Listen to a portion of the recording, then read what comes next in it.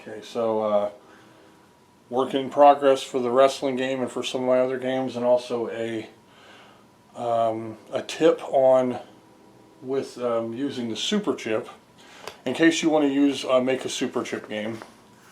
You know, if you want to make a game that is better than what the original Atari games could do, even with the kind of trickery that I have that they didn't really know about. I mean, in the past, when programmers were making games for the Atari, no one was like, what if we layer two of the draw screens together, whatever they called it. They would have called it, you know,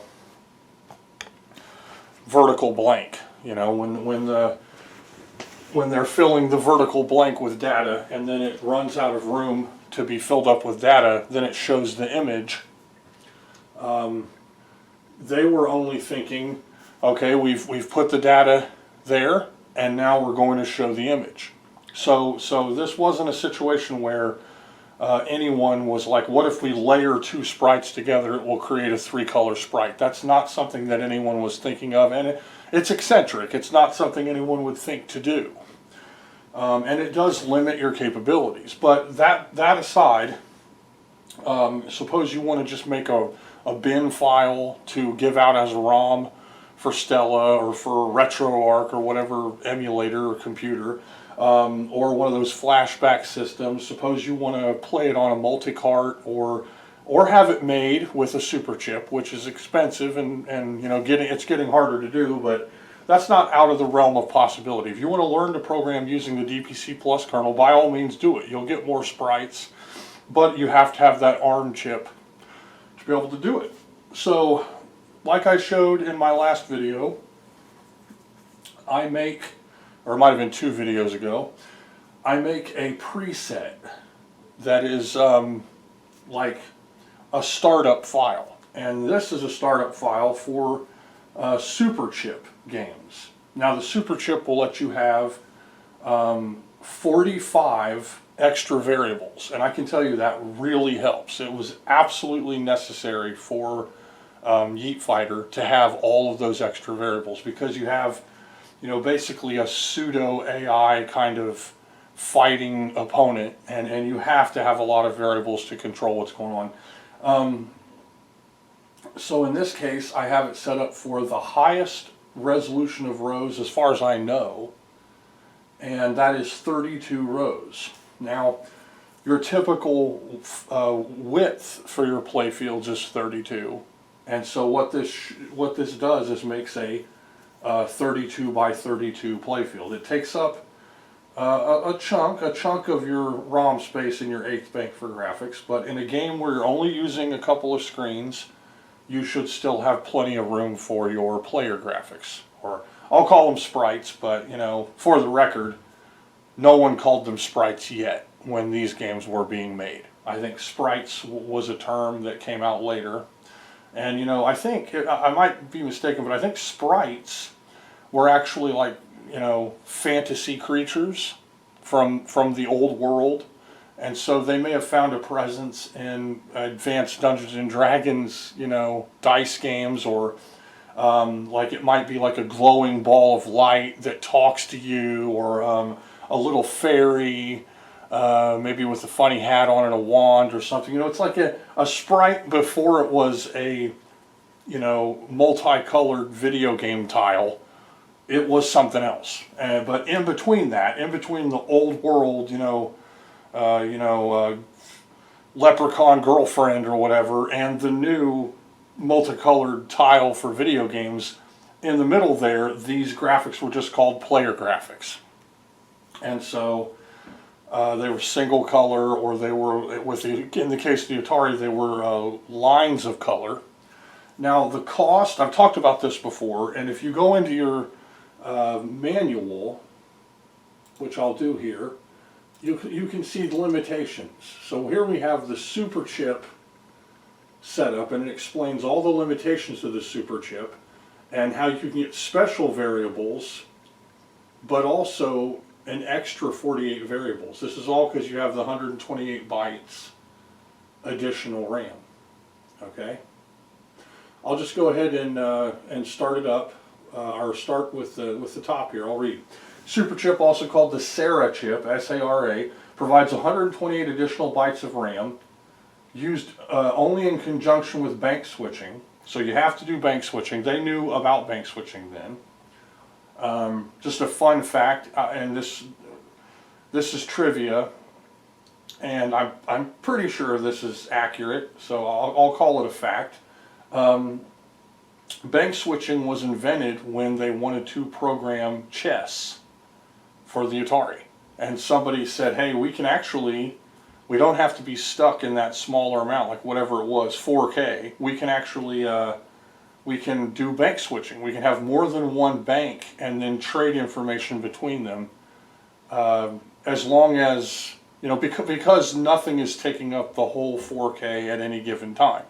So you understand, you have a 4K, 4 kilobyte chunk of data, that's your code and your graphics. Well, what if your graphics are in a second bank of 4K? Because you're not ever using all of your space in your ROM for graphics. And so they're like, well, and of course anyone who understands the way the processor's working is in this case it forms a stack of data. I guess they call it an accumulator.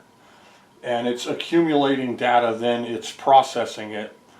That's the machine working.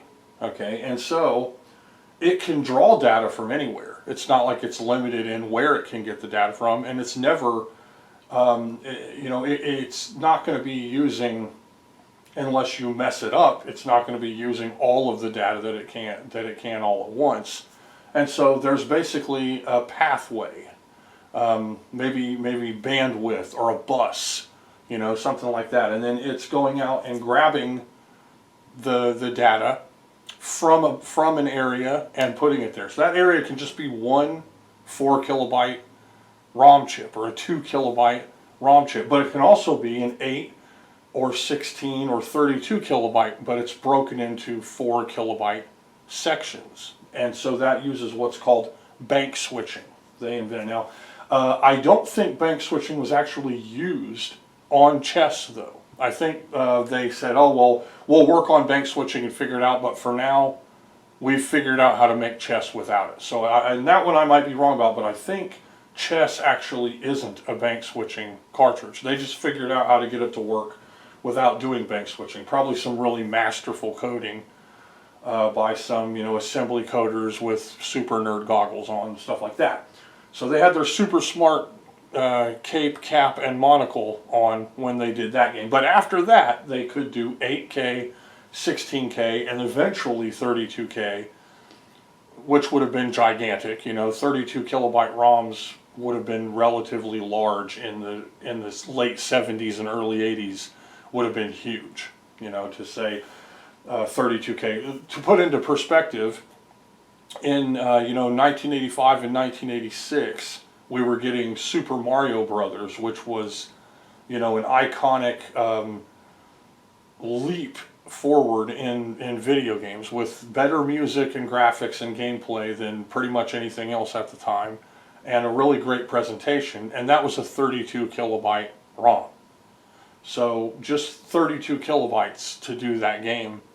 And with the Atari, with its limitations and with bank switching, it's not in that realm, but it greatly increases what can be done, because you have an entire bank now dedicated just to graphics, and then you have 7 banks dedicated to data and functions and math, things that are going to put the graphics up on the screen and allow you to manipulate and interact with the parts of the screen. So with the case of the super chip, it's saying, look, this is not made for some lump. It's made for 8K, 16K, 32K, big stuff. Okay. Now, so it says set ROM size 8KSC. That would be an 8 kilobyte super chip. Bank switching, obviously, because you're stuck in small chunks. Now, this allows you to have 45 or 48 regular variables, okay, and Then you have 80 special read and write variables, which gives you a total of 128 extra variables. But the 80 special variables have rules about how they can be read or written to. Honestly, I just avoid them. I avoid the 80 special read-write variables. I mean, 48 extra variables is fine with me. I'm not complaining. It's wonderful. So just that, you know, you're starting with 27, you get an extra 48 variables. That's an incredible jump in what you can do, how many things you can get going. So it also uses a 256 byte filler for every 4K, which reduces, of course, in 256 bytes every bank. So that's slightly less. Now, and here's what it ends up giving you. Your 12 rows where the PF-res is your playfield resolution. It's basically how many rows of chunks of playfield bricks you can draw with. And in turn, how thick each of those chunks is. 12 is without PF-res, that's your standard entry-level normal chunks, giant brick screen. 18, they say make square playfield pixels, but I've actually noticed that 23 is closer to a real square. Okay, and then 32 is the largest. Now, that's not, you know, as sharp or as fine as the mirrored screens available with your PF height in Multisprite kernel. So your Multisprite kernel still gives you the higher resolution, but everything is mirrored. So in this case you have 32 wide and upwards of 32 tall. And you'd think, hey, why doesn't that make a square? And it has to do with how wide they start out. Those 32 chunks actually start out wide. So I went ahead and made this just to start out. So I'm telling myself no blank lines, but actually I'll go ahead and take away no blank lines briefly. And this will give me back my player 0 missile. And we'll look at what this graphic looks like that I've made. Oh wait, because there are no kernel options, obviously that whole line needs to be gone. Here we go. And I'm running the program. So we have, as you can see, a number 1 and a number 2. And there's a blue line in between each of the numbers. Now the thickness of the rows is that the 32 from top to bottom and how wide they can be. So if I could do 64, they would be half of that width. And that would be really, really good. If you do a 64 lines would be great. But of course, 44 would be the closest thing with the Multisprite kernel to this. And it's much thinner. It's almost half. And then you also have the 88 row with Multisprite, which they say won't work with sprites. You can trick it though. You can trick it to use sprites over that. I've done it in my Ghosts or Bust game. That uses the 88 row to draw the graphics of the city, and then it uses a lower resolution, not actually resolution, but lower playfield row heights for the blocks that make up the city blocks. And so we have, in effect, a higher resolution screen. Now 1 is the first screen and 2 is the second screen.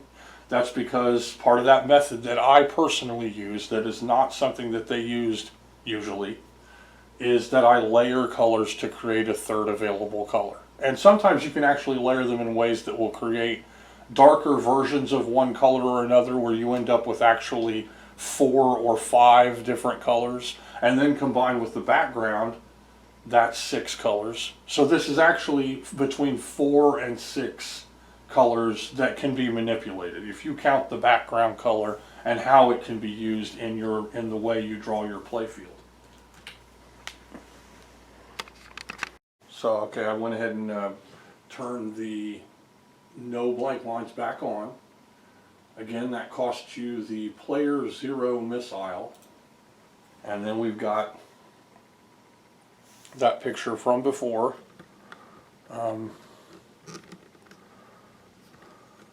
Looks like I could stand to zoom in just a hair more.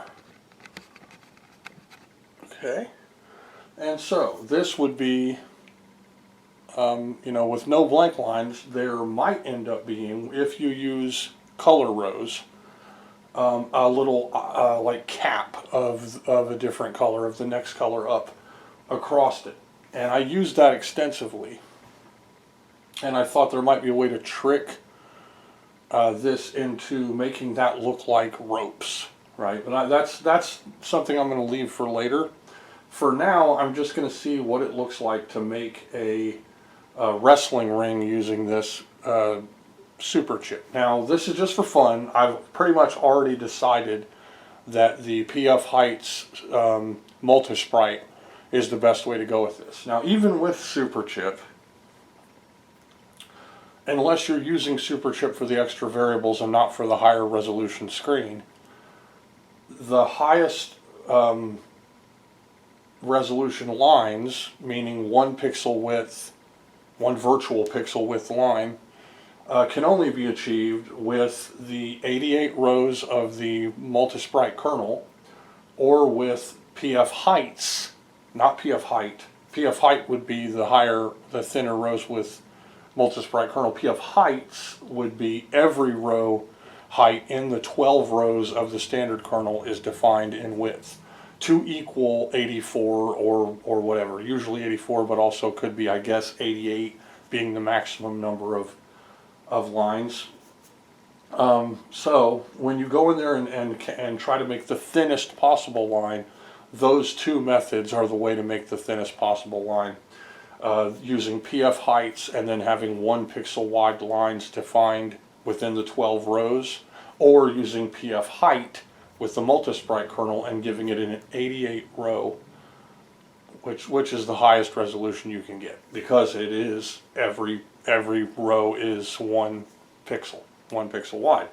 But it doesn't work with sprites properly under some conditions, and it does, of course, use a lot more ROM space, and it is mirrored. So with the very highest resolution you can get, you're going to be using PF Heights, or I'm sorry, you're going to be using PF Height with the Multisprite kernel, which is 16 rows that are mirrored, giving you 88 lines that are a pixel wide. But with the standard kernel, using PF Heights, you can create several up to, I think, 9 rows of 1 pixel wide. So okay, if you have 88 rows, and the top row out of 12 has to be 8, then you have 80 rows. Okay, so if you want 9 that are 1 pixel wide, then somewhere in there has to be a 71 pixel wide block. Then all the rest of the lines can be defined as 1 pixel width, but they'll have a light separation in between them, and but you'll be able to use them for whatever you want. Now that's why I couldn't do an acceptable wrestling ring using the PF Heights standard kernel. And now why would I want to use the PF Heights standard kernel for this? Because it gives me missiles that are any width that I want. Those missiles can be used for arms and legs and anything. I can use them for all kinds of stuff. Any height that I want. They could be up to 8 pixels wide and any height. So that's very useful. Originally I was going to use them for ropes and for fists and feet and stuff like that. but because I need 6 ropes, and those ropes actually have to be spaced apart, and they have to be a distance apart from each other, I can't just easily use PF heights in the standard kernel to create a decent wrestling ring. I need to try to have 1 pixel wide ropes, because the ropes should appear to be pretty thin. So that's why this method is actually already not good enough. It does give me 1 missile that I can use, which is excellent, okay, and it gives me the ball, which can be 8 pixels wide or any height, so that can be used, and it gives me a higher resolution, which is 32 by 32. But how do I create those single pixel wide ropes and not have them flicker or interact wrong with sprites or take up too much, take up a sprite in itself? It really can't be done easily. Okay, so because with the standard kernel, you have player 0 and player 1. So that's another reason why the Multisprite kernel is really the best way to go with trying this, because I can have a sprite that is a referee, I can have a sprite that is a sign in the crowd up above, I can have 2 sprites that are the player 0 wrestler and the player 1 wrestler, and those can share the same horizontal row. So your fight can still happen with the 2 horizontal rows. The problem is no missiles. Well, you have missiles. You have missiles that can be up to 8 pixels wide, but only 1 pixel in height. And having that 1 pixel height limitation makes it so it's not easy to use the missiles for fists or feet or anything like that. Nothing chunky and blocky. For a laser blast, perfect. You can have a laser blast. For a bullet or whatever, you know, so anything that you're going to have that's going to be really thin but can be 1, 2, 4, or 8 pixels wide. You still have your missiles in the Multisprite kernel. They're just stuck small.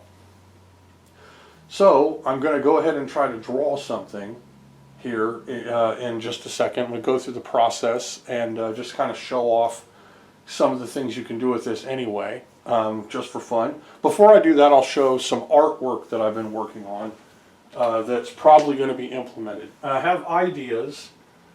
Now with Yeet Fighter, if you watched my game happen, you saw me consistently changing how I had to do things until I reached that point where I had a functional game with punching and kicking and good graphics and characters to choose from and stuff, but there was a lot omitted that was from my original idea.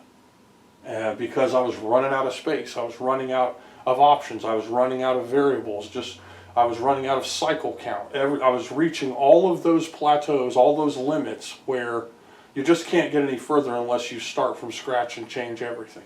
So, you know, I was building it and reached that point where it was either do it this way or you have to start over, and so I went ahead and made it that way. And there are so many different ways to do things with this system once you realize the limitations. So some of the things I drew, and these are all open for change. It's another thing I did with Yeet Fighter, is the game got changed a lot. The graphics were changed. The way things was sculpted. It was changed, and that's how my first game was. First game I made was Titan Axe. I made it, and I couldn't finish it because the bad guy characters I drew were too big. So I stopped for a while, and then I was thinking, wait a minute, you know, don't give up, just redraw the bad guy characters. And so then I made all the bad guy characters much shorter, and I used the sprite doubling and quadrupling effects to make the bad guys bigger and wider. And it worked out. I ended up having, like, I don't know, 12 or so different bad guys throughout the game with the sprites for the characters, and up to, I think, 64 backgrounds. There's 64 different backgrounds in that game. So there's a compromise you'll have to reach, and sometimes it means you have to redraw everything. Sometimes it means you have to start from scratch. Sometimes it means you're not going to be able to do everything you wanted to do. But don't limit yourself when you sit there. Once you know the limitations or most of the limitations of the programming environment you're dealing with, let your creative juices flow and try to come up with lots of different ideas. So I wrote a list of moves that I wanted my wrestlers to be able to do. And then I'm already thinking, how am I going to do all of this stuff with this game? It's going to be difficult to implement all of this stuff. And so in my mind I'm thinking, well, reusing graphics is one way. So in Yeet Fighter, the jump kick is the same as the squatting kick. Okay, getting knocked down, or no, flipping during the flip process when your character jumps and does a front flip, when they're upside down, that's the same frame used for when they get knocked down and beaten in the match. So I recycled those frames to be able to reuse them for other things in the game. So thinking outside the box like that saves ROM space, makes it so maybe you can get some of your ideas done. Okay, so here's the wrestler taking his first step. He's got his right foot forward, his left foot is back and bent because he's stepping. He's turned a little bit. Okay, now we have his other step. That's his left foot forward and his right foot back, and his body's turned the other way. All right.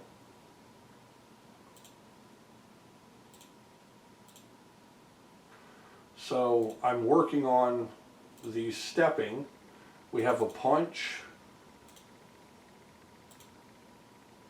Notice there's no additional, this is the fist.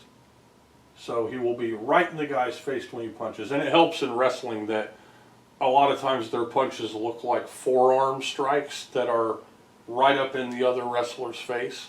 And so it's likely that I'll go ahead and keep this shorter distanced punch rather than trying to use a missile or something to extend the arm outward. And you know, for this there won't be you know, straight jab full length arm punches. There will be this kind of haymaker forearm style punch that we see, and the wrestler will likely move forward several pixels during the process of punching. And so, you know, that can be how that image is actually worked into a punch. Okay, and then we have a grappling posture. So how would this work? Let's get an idea of what an image might look like. I'm going to test this out. So I'm just going to save this image as, we'll say grapple test.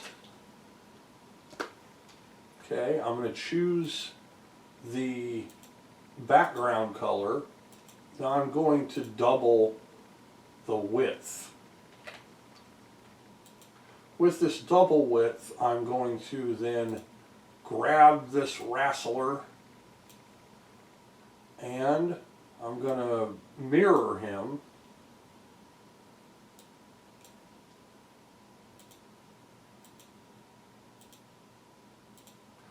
And then I'm going to paste him on here. Okay. I don't know how I cut out his little booties, but okay. Now that looks more like they're doing that like test of strength, right? So, but okay, either way. So here might be what it ends up looking like. We'll go ahead and redraw his little pads on his boots there when they get ready to grapple, right? So as I'm looking at this, something I can change. I can actually draw the grappling posture for the other character and then have the hands of this character in the our area here. Now it might manipulate colors though, right? So this is pretty good as it is, even though it does kind of look more like a test of strength thing than actually grappling.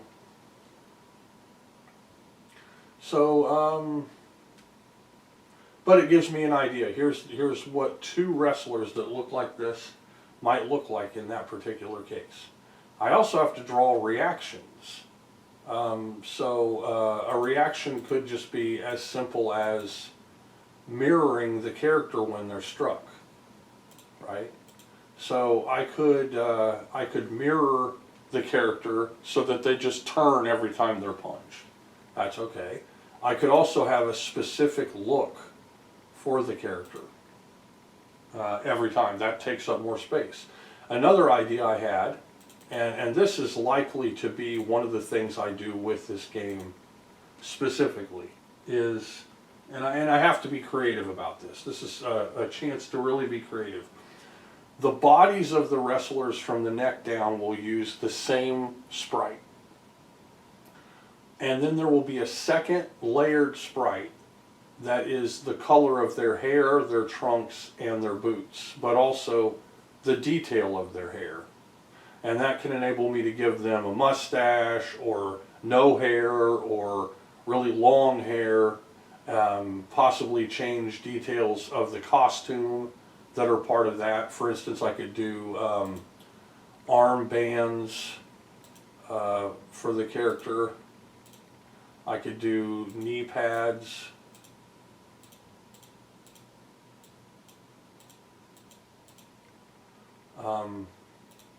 And then those would all be part of that second graphical layer that can make each of the wrestlers unique. And so, but then what that will do is all of the actions that the characters are doing will be part of one set. And then a detail set can be made, and it's a more limited set. So I don't have to draw, that should in effect make it so that I don't have to draw a unique frame for every single move for every single wrestler.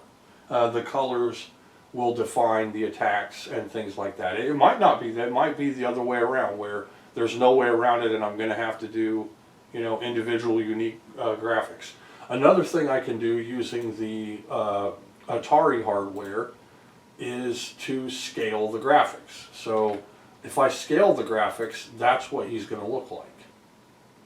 And so that means I can make big, monstrous looking, you know, wrestlers, maybe fat guys or whatever, and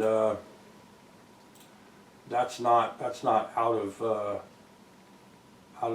the question here. Out of question. It's not out of the realm of possibilities. So, but with a wrestler like this guy, his mouth and his shoulders are slightly different. So there's some more shoulder graphics being shown there. His hairstyle and face are different. Trying to work this slightly different top of the sprite in might make it more difficult when using the same body from the neck down for every wrestler. But it might be necessary to do that. It might be something that's actually required to even be able to do this. Now, trying radical colors might give a much greater depth to the number of wrestlers I can create. And so working just with different color palettes is good. Now, when a character is put in a headlock and there's a frame of animation for that move, for instance, a body slam or a headlock or maybe even a suplex, it could be that's when I get to use the same exact sprites just with the opponent colors. And so that can save room.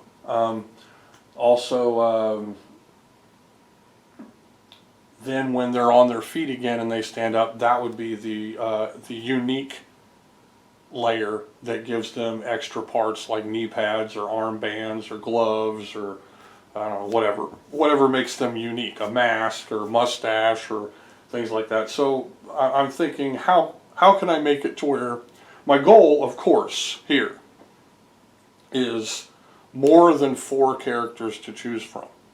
Okay, and I'm thinking the cheaper angle where I can just use different colored trunks and different colored hairstyles or different shapes to the hairstyles for certain unique frames might make it so I can have many different unique wrestlers. and even a roster of many wrestlers. So let's think, what if there were 12 wrestlers to choose from, right? Now another problem I'm going to run into is, and this is something I would really like to be able to fix with the system, and I've read ramblings and prattle about this on forums where this idea was thrown around, how to make it so that player 0 and player 1 can be swapped for a sprite. Okay, and that would be it would be considerably better, because then I could do 12 different sprite sequences, right, and then have them be either player 0 or player 1 or both.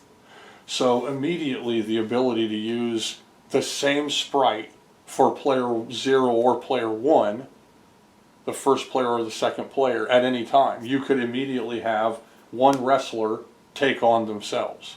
See, if I could have done that with Yeet Fighter, that would have made the game even better, because you could pick Ryu and have him fight against Ken. See, but I can't do that because I wanted to have as many different unique fighters as possible. So you're stuck being on one side or the other, and you're not going to have Ryu versus Ken because they're on the same team. You're going to have Ryu versus Terry Bogard or versus Mai Shiranui. And so it is greatly limited with those options. But being able to change from player 0 to player 1 on the fly, and I tried it a while ago using dimensionals, but it didn't work. So that is something I might try to look into again, because that would really broaden the roster. It would make it have much more characters. Of course, and then I have my original character that I showed earlier that I've changed. All these characters are 32 pixels tall and 8 pixels wide.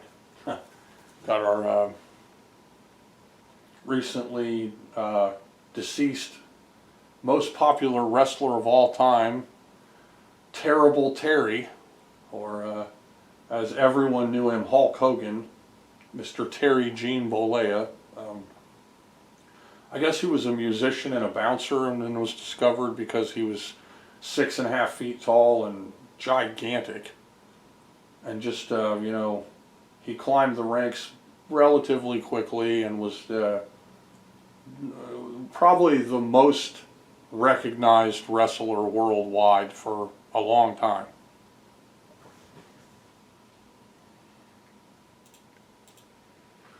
Okay, so we also have the refs, and we have some items here, mostly signs. So let's see, what can I do here? The first thing I'm going to do is just go ahead and try to make a ring shape. Okay, and this will give us an idea of the width that we're dealing with. I'm using caps lock so that I can just hold down X to draw the first shape.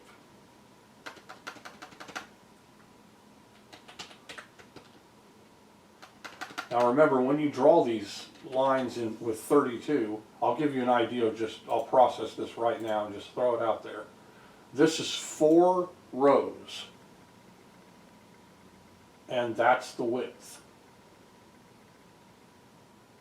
Okay, so that might make a pretty good front flap. It could also be the sidewalk or the outer ring layer. So let's say it's the outer ring layer. Let's start with that. So for the flap, we will combine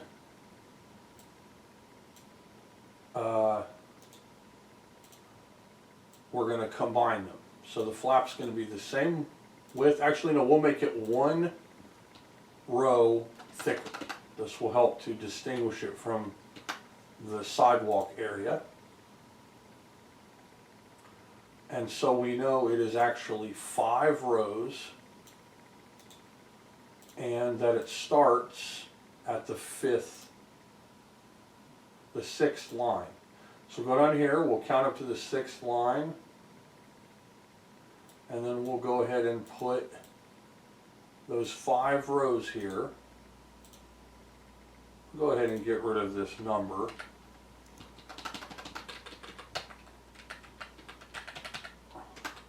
And these are just period, that's all. That's the punctuation period and the letter X. I'll leave 1 up there for now. Now this second row, there. Now the flap is combined colors. The floor part in the front is the isolated color. Now for the mat itself, we'll have it be the second color, not combined. So that will be different. Now it looks different here, so I think I might be missing a row. 1, 2, 3, 4, 5. We'll go ahead and count really quick. 1, 2, 3, 4, 5, 6, 7, 8, 9, 10, 11, and we'll see where it caps off here. 1, 2, 3, 4, 5, 6, 7, 8, 9, 10. So there's actually a row here that needs to be put in. Now that will make them right. There's a faded color here at the top. So now let's go ahead and add the ring. And to do that, I'm just going to grab all of this right here. 1, 2, 3, 4, 5, 6, 7, 8, 9, 10. Starting the top. 1, 2, 3, 4, 5, 6, 7, 8, 9, 10. I know that I need to reach this line here to fill it in. There we go. And looks like that messed up a little bit. No big deal. It's just one row popped out. So I'm going to delete that and then just add it right back in. Now, one thing you can do easily is flip any text chunk. Flip text. If I click that flip text, it will just flip it right over. So, meaning that if you draw a sprite top to bottom, just using 1s and 0s, then you can flip them in case the way the sprite is fed into the system needs it to be upside down. Or I guess if you draw something and you want it to be upside down. Okay, so now we have a darker colored ring, a colored flap, and a floor. To make the floor more realistic, I guess, then we're going to wrap it around. And I might as well, so I'll go all the way around this whole thing.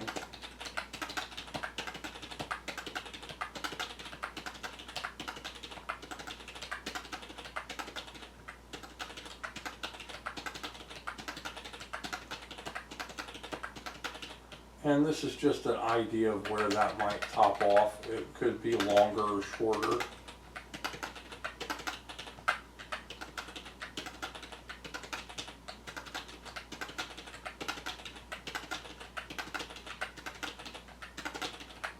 You get used to doing this and you end up being able to do this super fast. I've drawn things and deleted stuff like it's just a pattern with your fingers, like playing a keyboard or something. You can rip through really quick.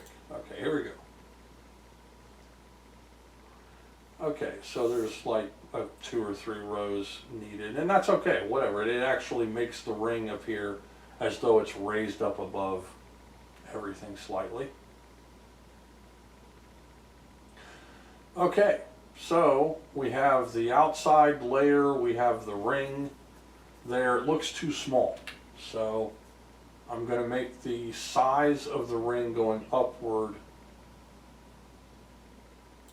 larger.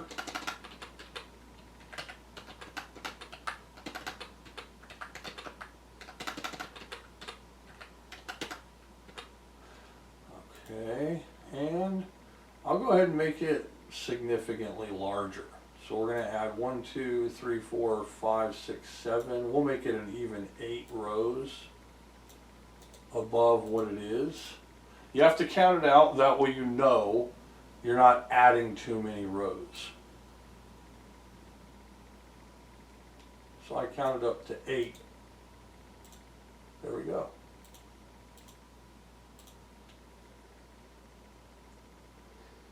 And there we have it. Now that's obviously way too big.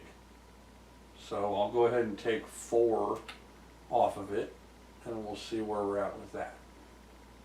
So to do that, I'm going to grab 4 blank rows.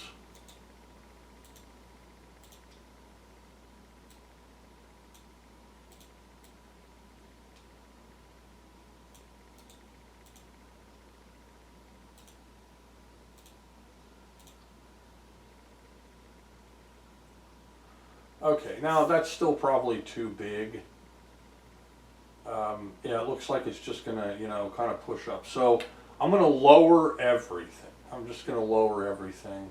And the easiest way to do that is to come up here, and I'm gonna remove some rows. I started with 4 at the bottom, so I'm gonna remove the 3rd row and then 2 of them. That means I need to add 3 at the top, or wherever, as long as it's not disturbing the image. Now I'll also take 3 off of here, and then add 3 to the top here.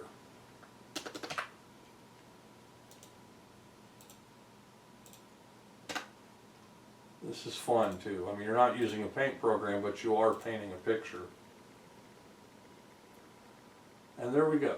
Okay, we're getting closer to a usable ring size. We've got the front. They could probably stand down there. I want the ring to say something. This is part of the strength of this particular kernel, is because you're not mirroring, then you have that power. Okay, so that's my ring. Down here is the first rows, and I don't think I have 5 rows to work with. But let's just say I'll put in. I'm probably going to have to add 1 more row to the edge, because I think we're like in here. Let's see. Let's look again. I'm going to put just a row of missing color here, just to see what this looks like.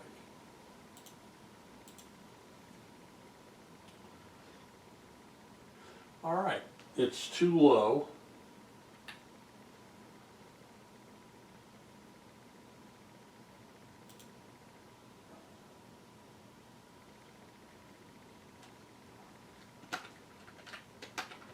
All right, but we know where we're at now. So let's try.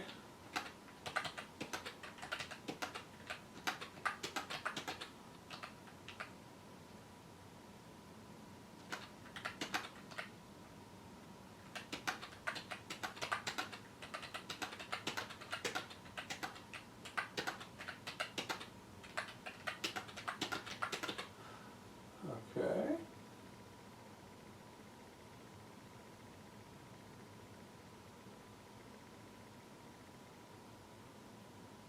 Now I can already see it's too far to the right. And so if I have 1, 2, 3, 4, 5, or 6 on this side, then I want 6 on the other side. Okay. Or I want to take off to where they're the same on both sides. I have 1, 2, 3, 4, 5, 6, 7, 8, 9, 10, 11. Okay, so we'll say 1, 2, 3, 4. Now we'll do 3. Okay. 1, 2, 3. 1, 2, 3. 3. 1, 2, 3. I think that one was too far.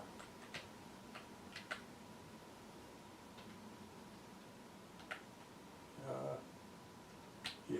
Okay. So now we'll add the X's here. Okay, now that's actually, it looks like it's a little too far to the left now, so we need to add just 1. Trying to center this. Okay, now let's take a look at this. This might say WVW. Of course, I could mirror WVW. Okay, it is a little too far to the right now. The reason I chose WVW, which would be World Video Wrestling, is because I was using the mirroring effect. But what would happen if I just go ahead and call it my favorite wrestling, which would be NWA? Okay. First thing, I'll go ahead and go to the left a little bit here to try to center it. And let's redraw this. Actually, I've got an idea. We're at 1, 2, 3, 4. We're starting at the 5th row. We've got 3.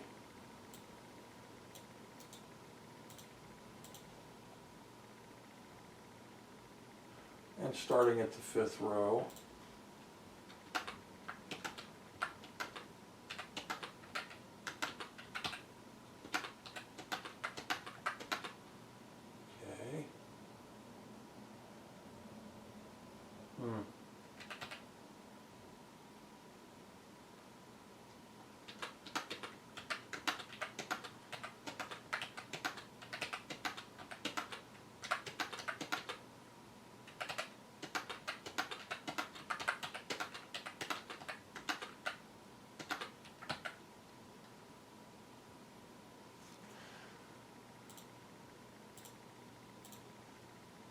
And this lets me see what the other color looks like. There we go. So obviously it needs to go to the left. But so what we've seen here, we can do some block lettering and it doesn't have to be mirrored. So you can call it whatever, you can write whatever. I guess on pro wrestling it says "Go Fight."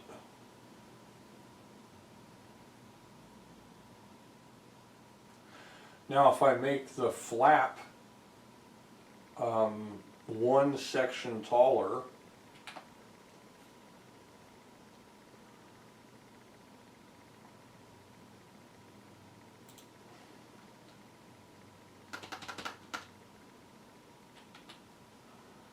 then I can fit a better looking letter A here. Let's go ahead and do that.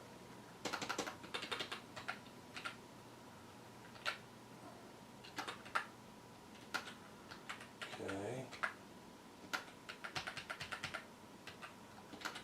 Oops. That's W.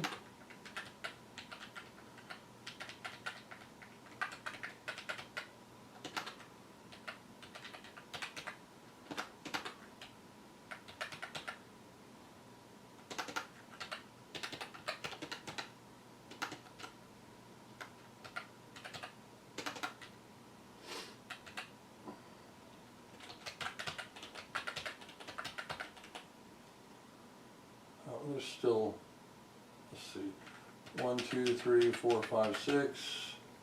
1, 2, 3, 4, 5, 6. It's no win situation here. If I take off the left, then it'll be 7 on the right. Okay, so NWA. How about that? Huh. Yeah, it doesn't look that good. Too pixelated or whatever, but it is showing that you're not forced to be mirrored. So you can have, you know, you can have it say whatever you want. It could say beer or free beer or something on there, whatever.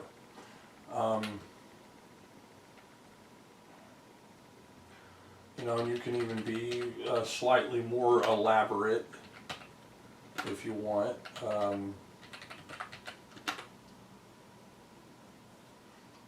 Have a little more detail.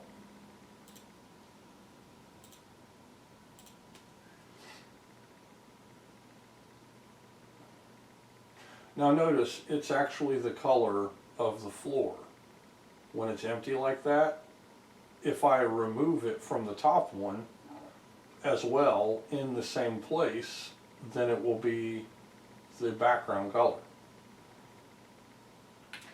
Basically like you're punching a hole in through it. And whatever, that's okay. It might look okay like that.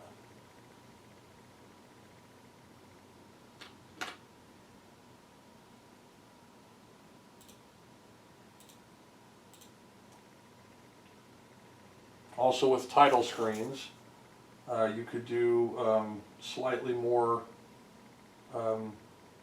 you could draw the name of your game from left to right. You don't have to worry about it being mirrored. Okay, so as far as this is pretty much where I have to stop with this, though, unless I'm using rows and I can figure out a way to get that colorful cap effect, because I'm running into my first big problem here, and that's ropes. I can't do ropes. Let's put 3 ropes on here and see what it ends up looking like, just drawing using the playfield.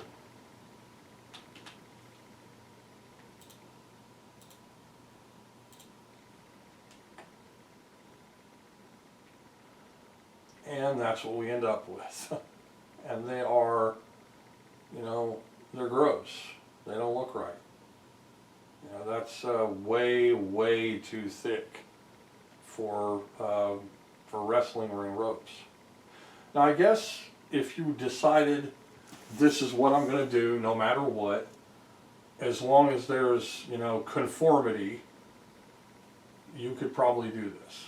So I've got my 3 on there, my edges come up. Let's go ahead and add places where there might be turnbuckles.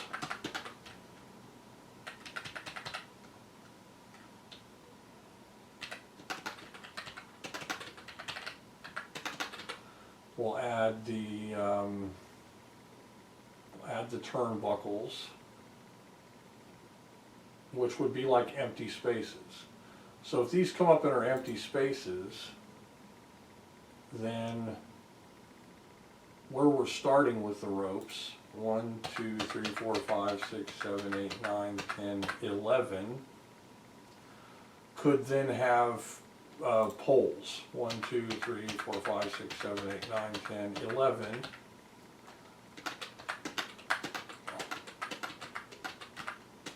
Let's just see what that does.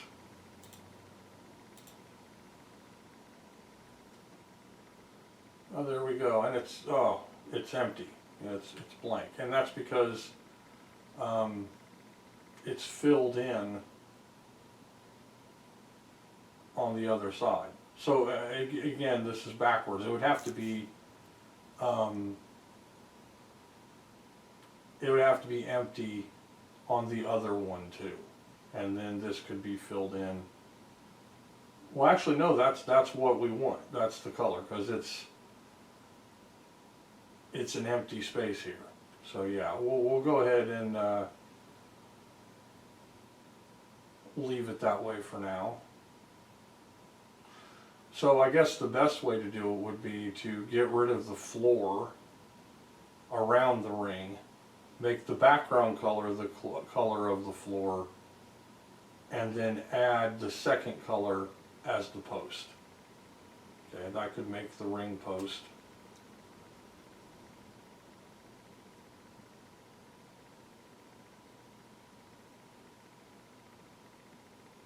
Yeah.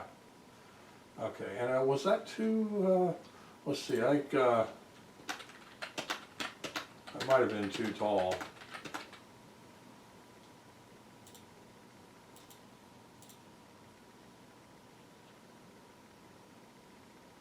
Yeah, it's slightly too tall as well. So we're going to go ahead and add a little bit back here at the top. Then, starting at 2, 3, 4, 5, 6, 7, 8, 9, 10, 11, we're going to add back some of the turnbuckle rope, or some of the turnbuckle post. Now let's see what this ends up looking like. And we're going to get rid of the sidewalk on that side.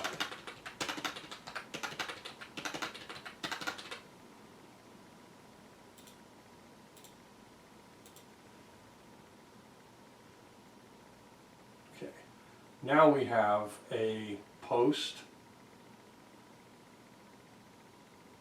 but you know, it needs to go to the right slightly. So why we need to put back some of it.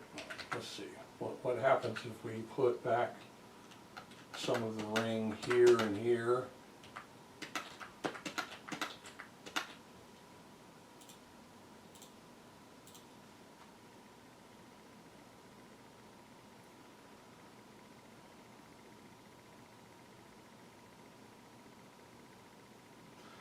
Okay, I think that was too far to the right. Yeah, that's what that was.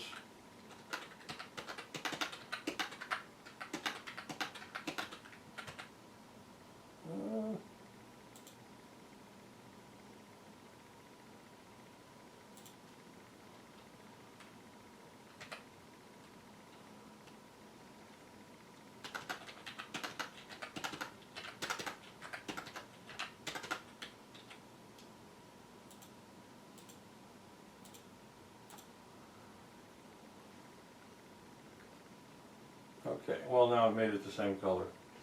Huh. So I'm batting 1,000, I'm right back to where I started. Okay, so we got rid of the sidewalk and we want this to be one color.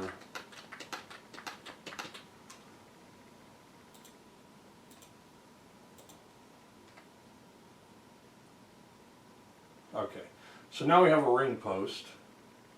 So if it goes up a little too high again.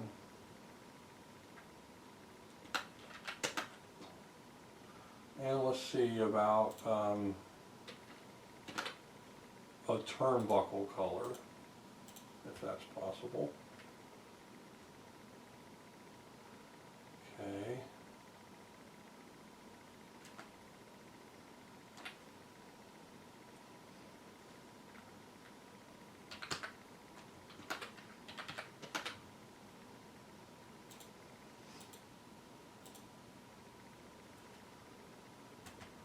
There we go. Okay, now we have a post, and we have some, you know, turnbuckle looking shape sticking out. I'm going to add one more square beneath it. I think this will add the post. Okay.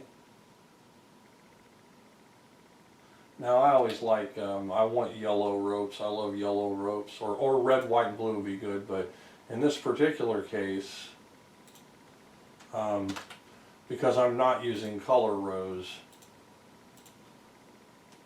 that's too hard. But there we go, okay. So made the ring really yellow looking. So you can see some of the problems that you're going to run into trying to use this for something like that. Now let's just look at what I've already done with the Multisprite kernel, which of course is the path I'm going with this. There we go. The nice thin ropes. I got a kind of a fake crowd going on there. The higher resolution giving you those nice thin ropes, I think it really matters. It looks pretty good. Of course, colors can be tweaked and adjusted, and I'm considering that. I like how the posts turned out. And the second color, or the second playfield, is very much like the other one, because we're looking at a 22 row playfield and then an 88 row playfield. So this is the 88 row one, and then here's the 22 row. And in the 22 row, the ring is just right at the bottom.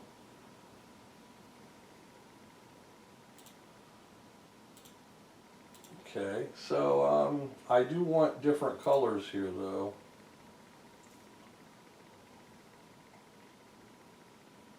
And those are in there. Let's see what happens if I just put a spot there.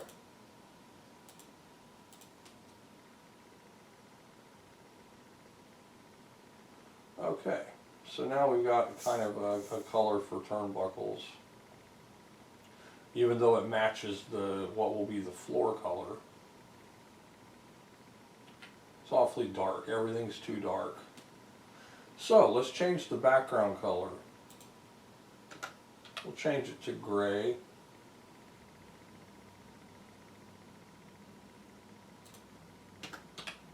And we'll change this playfield color, what ends up being the ropes. We'll change that one to yellow. Then we'll change this color to a different color. We'll have it be brown.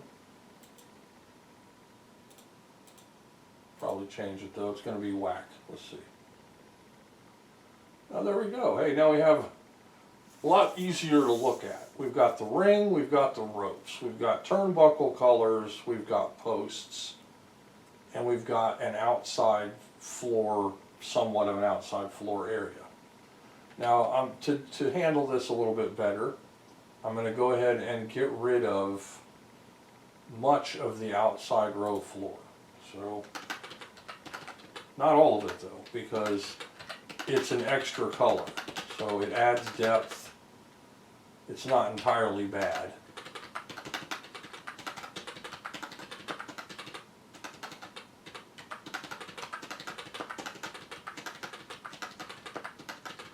But I can go ahead and do what I did for the turnbuckle now on the other side. Okay. And on this side. So it's 2, then 1, starting on this row.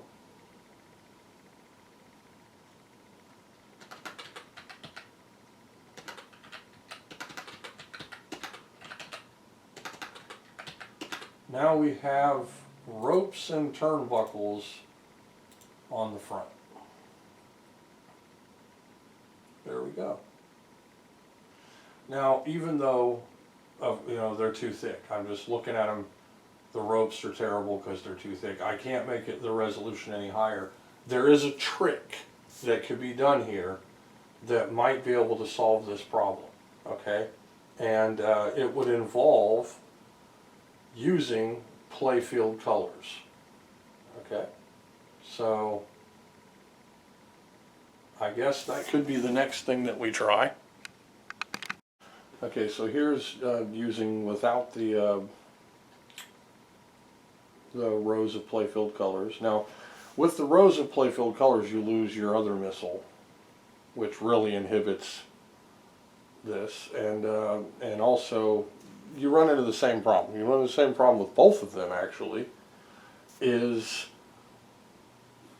how do your characters appear behind the row of ropes in the front?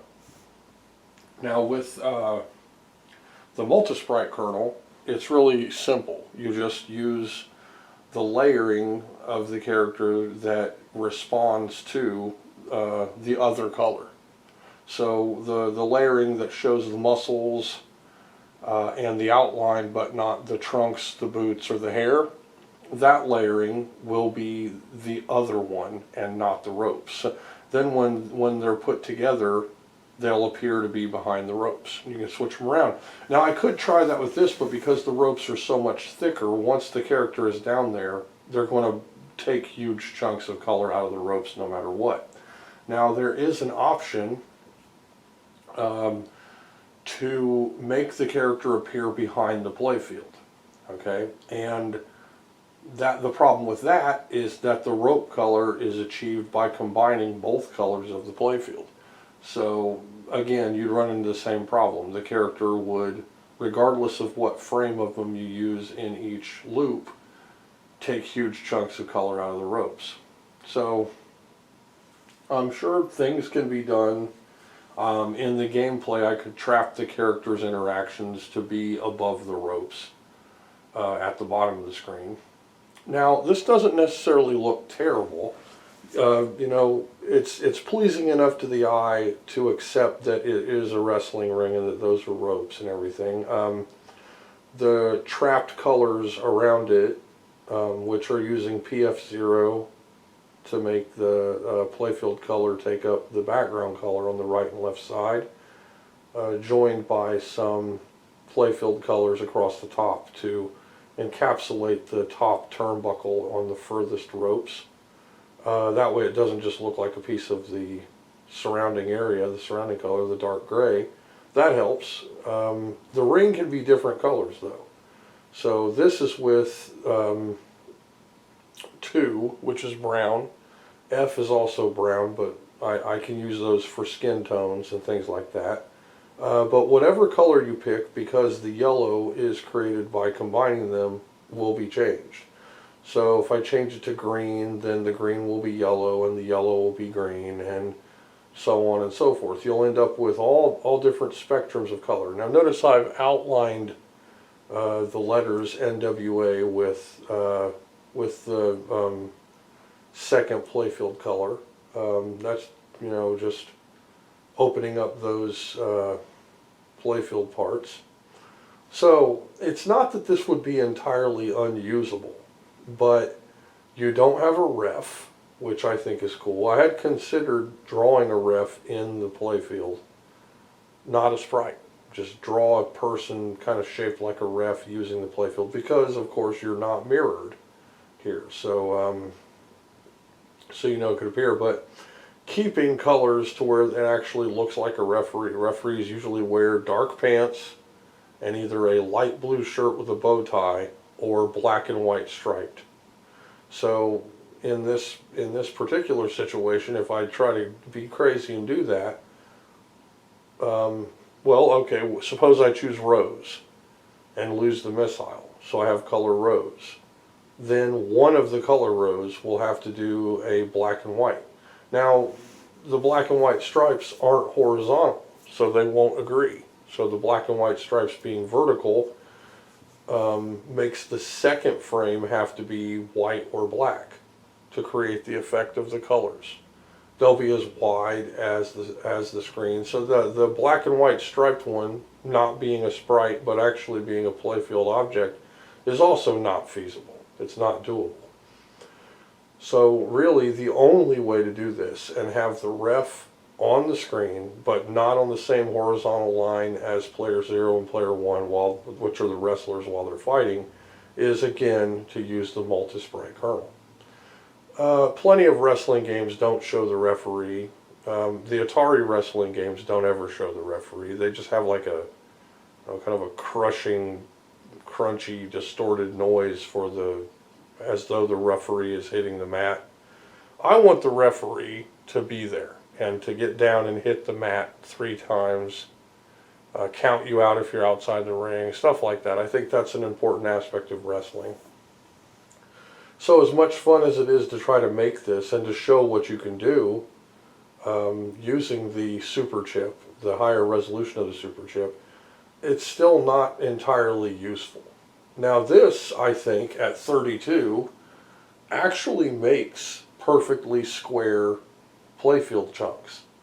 So if you've noticed, if you look at the turnbuckles themselves where the ropes connect, which it looks like I actually have a mistake, there needs to be yellow in between the second and third turnbuckle and the first and second turnbuckles to imply that the side ropes are connecting on each of those as well. So that, I've just noticed that's a mistake that will need to be fixed.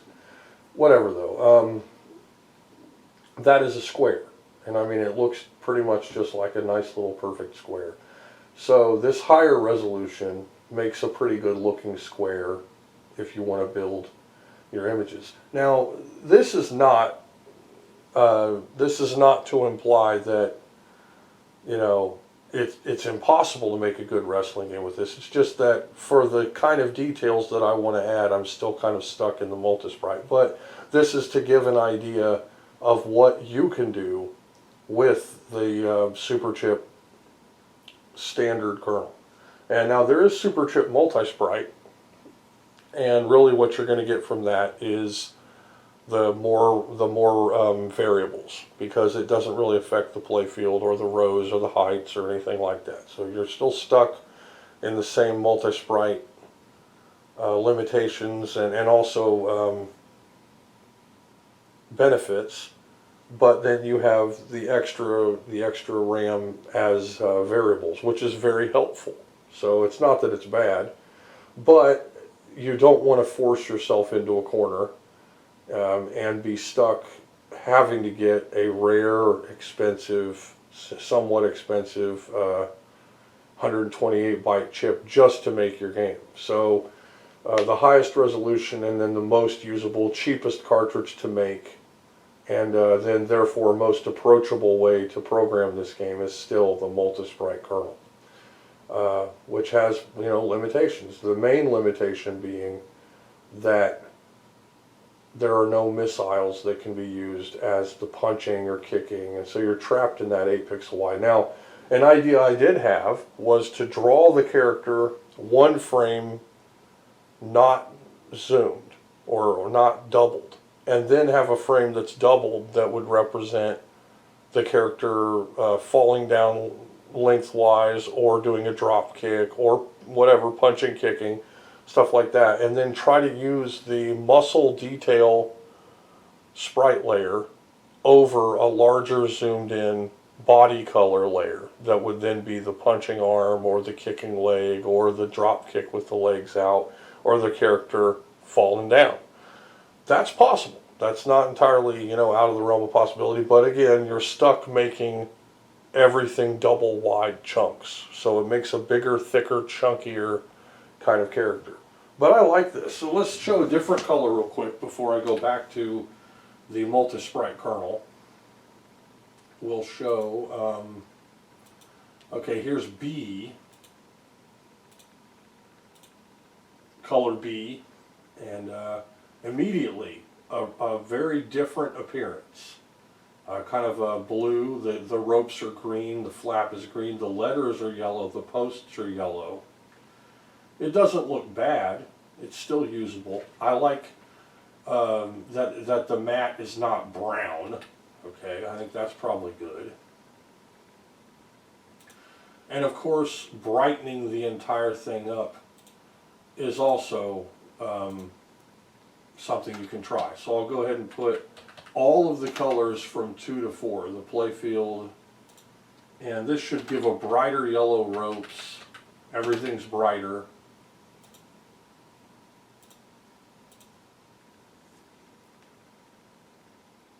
There. And that's pretty nice. It's not bad. So if you want your standard kernel, so you don't have to deal with mirroring, or maybe there's something specific that you like about it. Like this kernel's great if you want a more detailed playfield for your game, and also, you know, just Atari in general isn't really the best approach for, you know, fighting games, double dragging kind of games, you know, adventure. But you make a game where your character is zapping, that's great. Jumping on things, that's totally great.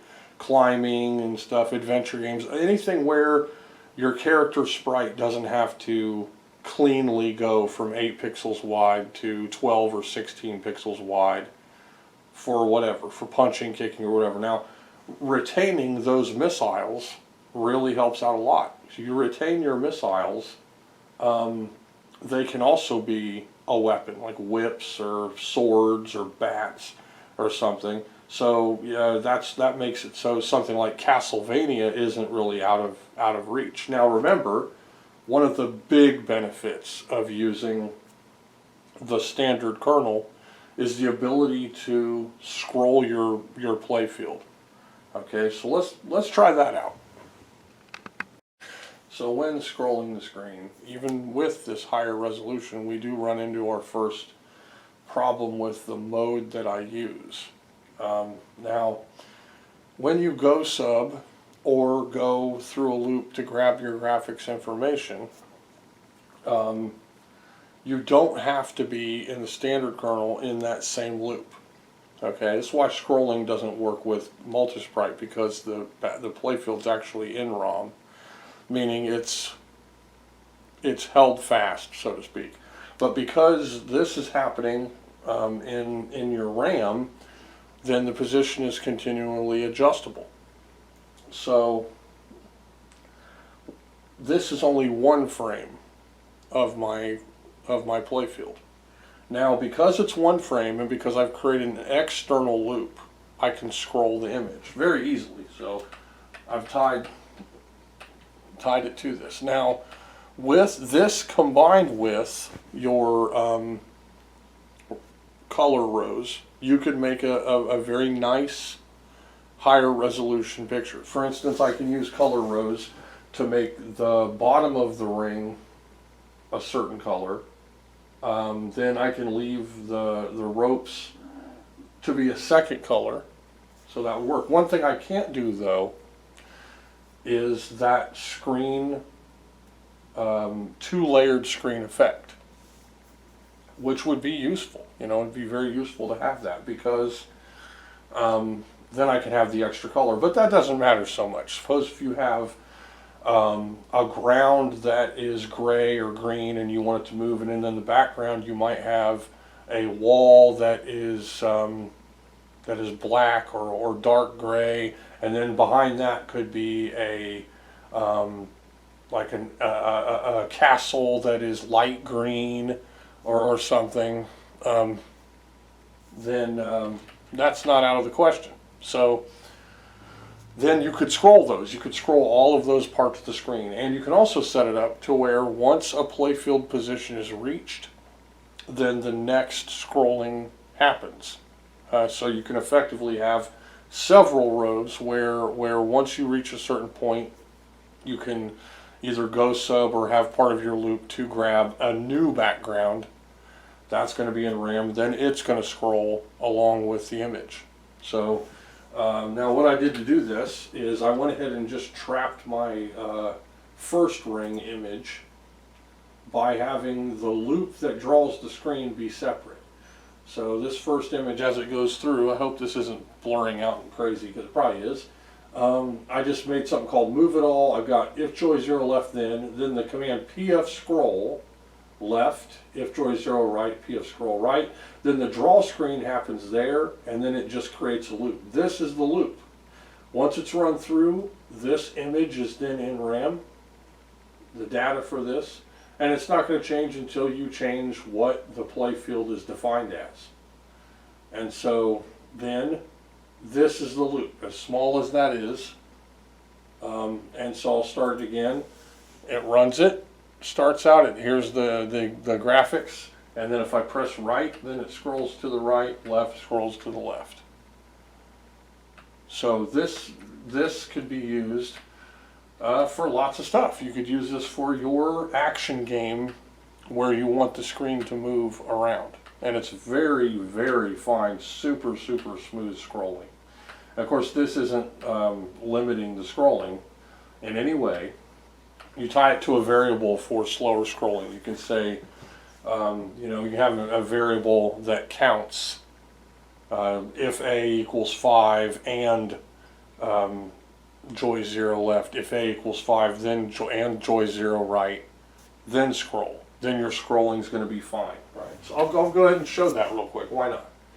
Just to show you can actually slow this down. We'll say I'll just throw A equals A plus 1 in there, and we'll say if A equals 5 and joy 0 left, then A equals 0, PF scroll left. Same here, A equals 0, PF scroll right, and if A equals 5 and. So now we've got and then A and 0. This is crude, whatever. We'll start it up, and now we're going to see that it scrolls in slower chunks. There we go.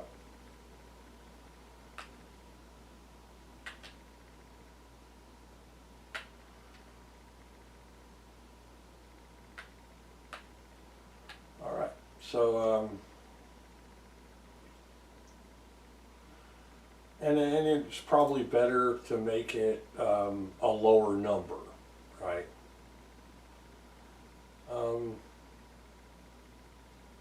So I can say, let's say if A equals 3. Or even easier to make sure you don't accidentally get over that number, we'll just say if it's over 3. This will be a slightly faster scroll, but we know that it will scroll. There we go. So now what I've effectively done is made a quick, easy way to change the speed of the scrolling. So if 1 would be, so if greater than 1 would be a little less than twice as slow. There we go. Okay, so, and then I can put an even higher number, something, we'll say 6. And now it should be a nice chunky slow scrolling. There we go. And you don't even, doesn't really look great, but I suppose that could have a purpose somewhere, somehow. So I'll put it down to if it's greater than 0. So that means that it just reached 1, and that was it. There we go. Very, very fast scrolling. Okay, and then I'll just go ahead and delete all of the variable speed adjustment there.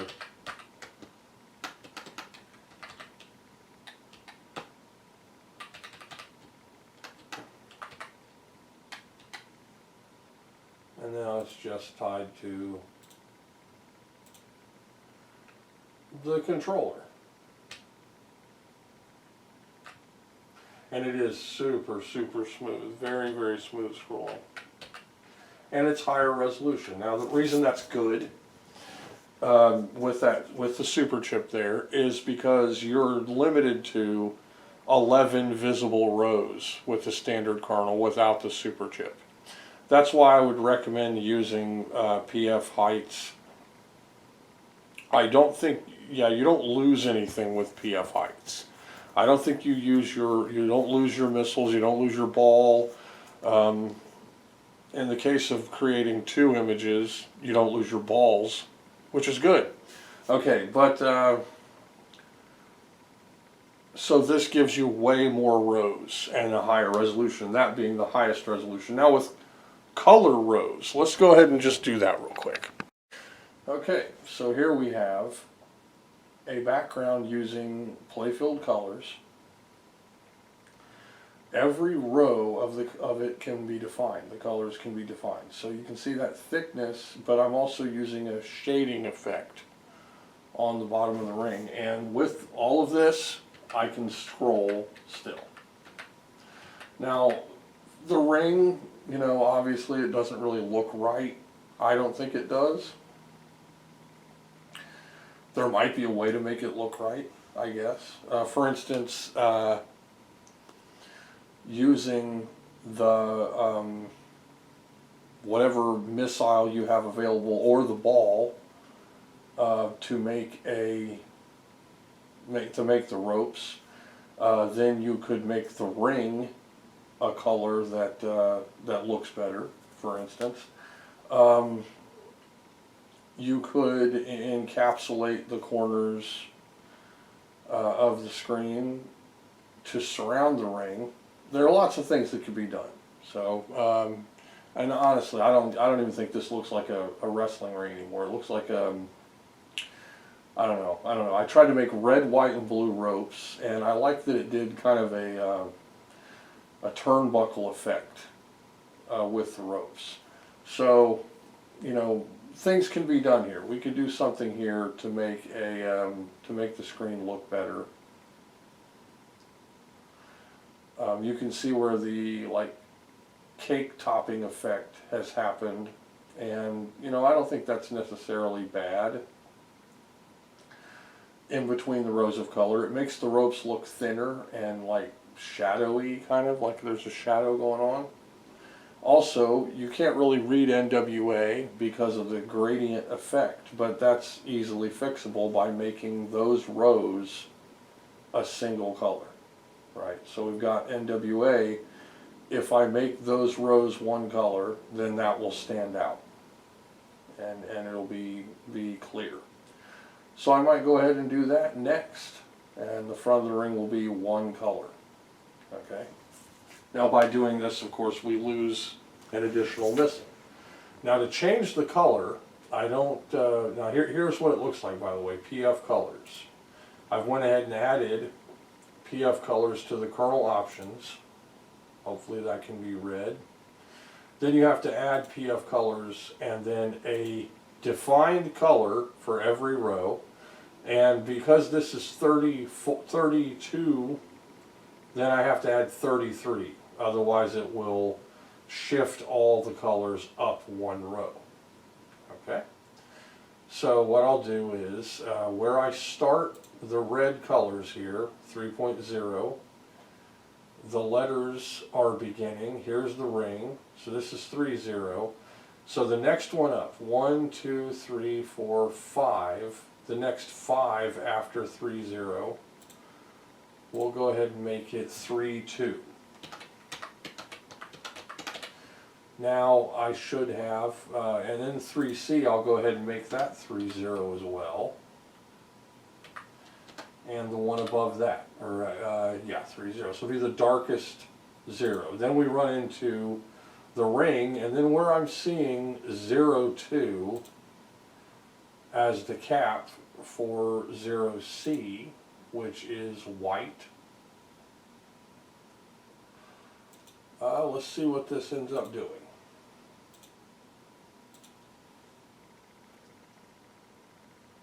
Okay, now NWA is more legible. It'd be even better if I went ahead and brought it up one row, so I'm going to do that.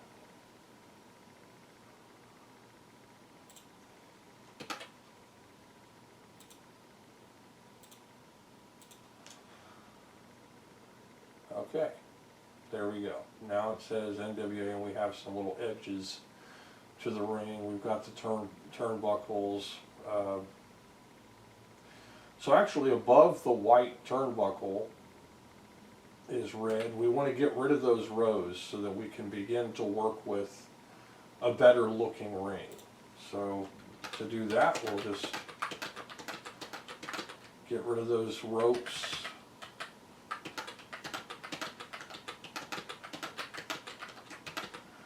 Maybe I'll try a post here and here. We'll see if we can get a nice color from that. And I'm going to erase the top ropes. So I'm looking at 1, 2, 3, 4, 5. 1, 2, 3, 4, 5.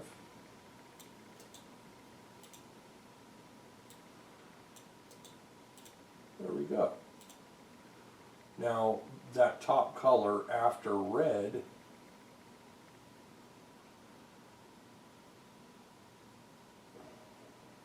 zero, 2, 4, 4 is red, so it should probably be 0, 2. Let's see. Okay, now we have our front of the ring. We have the red, white, and blue ropes. We have the individually colored turnbuckles and the posts. All right. Now it does only look like the edge of a ring. The letters don't really look that great. If I made the lapel of the ring there a couple of rows wider, then I could isolate the letters with a gray border, and it would draw out the letters much better. They would be even more legible. Okay. So this is kind of showing what you can do if you're going to use the playfield color rows. Now you can combine them, but the reason I'm showing this is so you can see that the screen can still be scrolled. Okay, actually I can scroll it up and down too. Let's go ahead and do that for fun.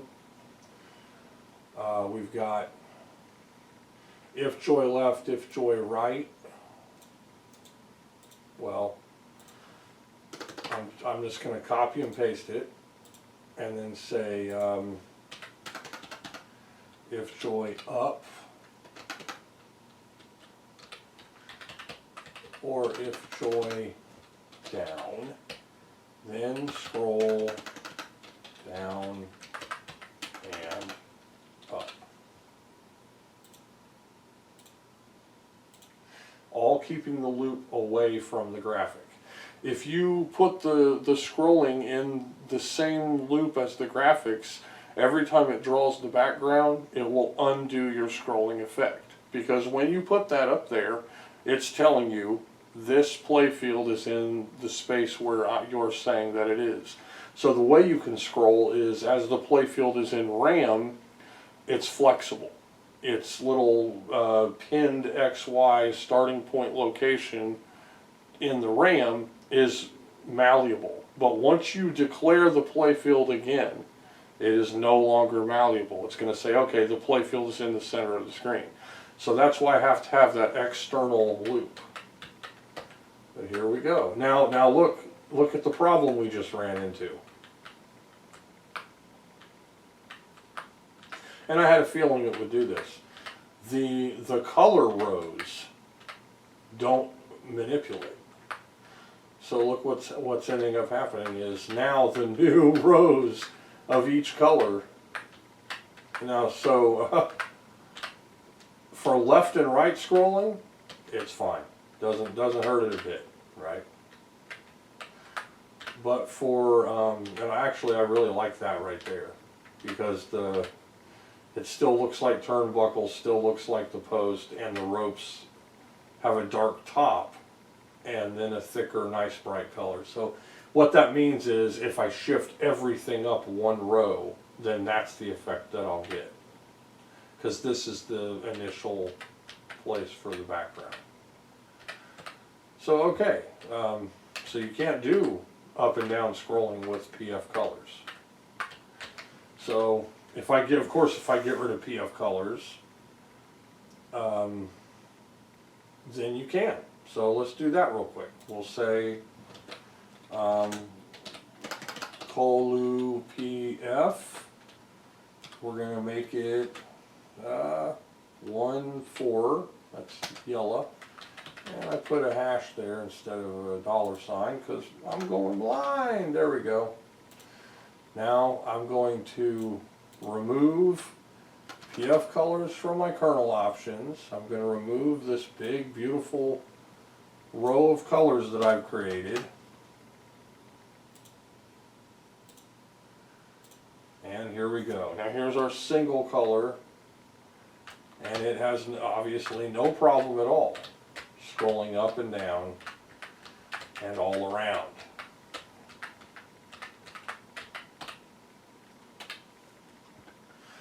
So this should help people to learn what you can do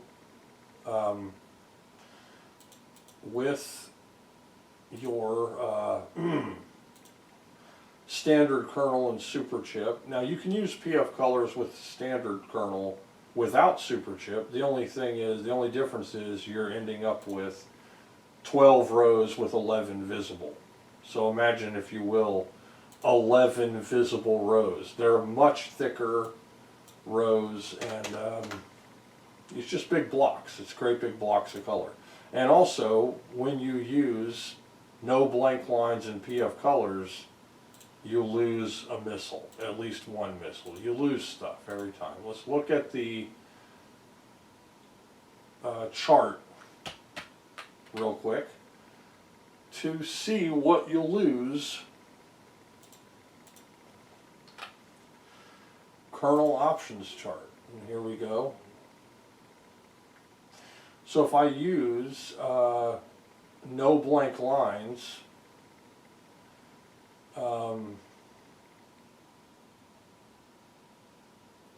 let's see here. No blank lines alone is the loss of missile 0. Okay. So if I look up here, this is kind of a combination that they give you. I hope that's visible for you. And if you notice, PF Heights doesn't really cost you anything. And so you get both missiles, you get the ball, you get the cheaper back playfields because they don't take any more ROM space. They take the least amount of ROM space, being only 12 rows or 11 visible, and you get to manipulate the width of each row. So PF Heights is probably one of the best options that this standard kernel gives you. So you still have all of that stuff. I'm having asthma problems. My wife and my daughter are moving her bedroom around to put a brand new bed in there, and she hadn't cleaned under her bed in probably years. When they moved everything out of the bedroom, all of this dust and everything and nastiness, plus on top of that I just cleaned up a bunch of stuff in my own room, which raises dust. So 2 nights ago I was suffocating. I had probably a week or so of inhaler usage left, and I had to use most of that to keep myself from suffocating just in one night. So I had to get a new inhaler yesterday, and wow, it's fun. I'm starting to have labored breathing again. Welcome to my world. I'm a person who was born roughly 3 months premature. It was about 3 months. I had an ascended testicle that I had to be cut across the abdomen to fix that, and it created a hernia, and I had underdeveloped lungs. I was, born way too early. I had to be incubated for months, and just all the stuff that comes along with that. So for my life, I've been either on medication to be able to breathe. Throughout my childhood, before puberty, I was on medication, like 2 great big pills a day to be able to breathe. Eventually rescue inhalers and pills, and then they had to take me off the pills and just do a different kind of medicine that didn't work really well, and rescue inhalers. I've been using inhalers my entire life to be able to breathe. And when I did my allergy tests to find out what my triggers were, it was, I could tell you every trigger that I have, right? Like I could just run through everything, because I reacted to so many things. Ragweed, dust mite, excrement, pollen, whatever it is. It would be easier to just say anything small that floats in the air suffocates me. So I tell you, I love dogs, I love cats, I love animals, I love spiders. I wave at spiders and they wave back to me. I love animals. If I find an animal in my house, like a bee or a ant or a spider maybe that's too big or something, I catch them and I let them loose outside somewhere. I really do love animals very much. I'm a vegan. I don't eat animals. I don't think we should torture and exploit and use animals. I understand we have to eliminate pests to grow crops. I understand you have to, do things to get rid of lice and infestations in your home and stuff. I'm not mentally retarded. I understand sometimes you do have to eliminate animals. And I don't believe, though, that we should be or have to, grow them and, all the terrible things we do for food. I believe humans are herbivores, and will argue that. I have, well, if you argue with me about that, you're also arguing with scientists and doctors who have essentially proven it beyond a shadow of a doubt. And if you tell me, well, we've eaten meat for however long, whatever, I can also tell you that some guy in France ate a bicycle. Okay, just because you can eat something doesn't mean you should or that it's good for you. And I believe that over thousands of years we have stunted our intelligence and our lifespan, and we've destroyed our future and our world by eating animals. And we've generated all the pandemic diseases. The first case of the cold was when we started integrating horses into our lives. The more horses we integrated into our lives, the more we were sneezed at in the face of a horse, been around horses and their viruses. The horse had a virus that didn't really do much to it at all, and it adapted to infect us. That's how we got the cold virus. The flu virus came from ducks. It was waterborne. It mutated to become airborne, went into chickens, and then mutated to infect humans. That's how we got influenza. Influenza is from ducks and then chickens. All of our pandemic diseases come from animal exploitation. It's from where we have a massive factory farm full of millions of chickens. They have mutating viruses. That creates the pandemics. Huge pig farms and cow, bull farms and stuff. All of that is disastrous. The biggest one contributor to greenhouse gases in the entire world, provably. And it is absolutely unnecessary for any of us to consume any of that. It is torturing and killing a sentient, terrified animal. So you can eat something that will give you cancer and heart disease and obesity and diabetes, provably. So, aside from all of that, I can't have cats and dogs around me in an enclosed space or it suffocates me because of the animal dander that's really tiny that gets floating around in the air and stuff.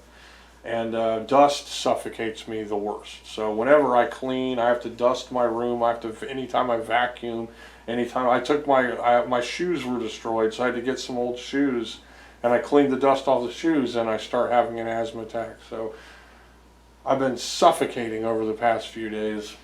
It sets me back a little bit. So, off subject, but just in case you hear me breathing in a labored fashion or hear me wheezing or whatever, that's because I can't freaking breathe. Okay, so here's this option chart. It's in your HTML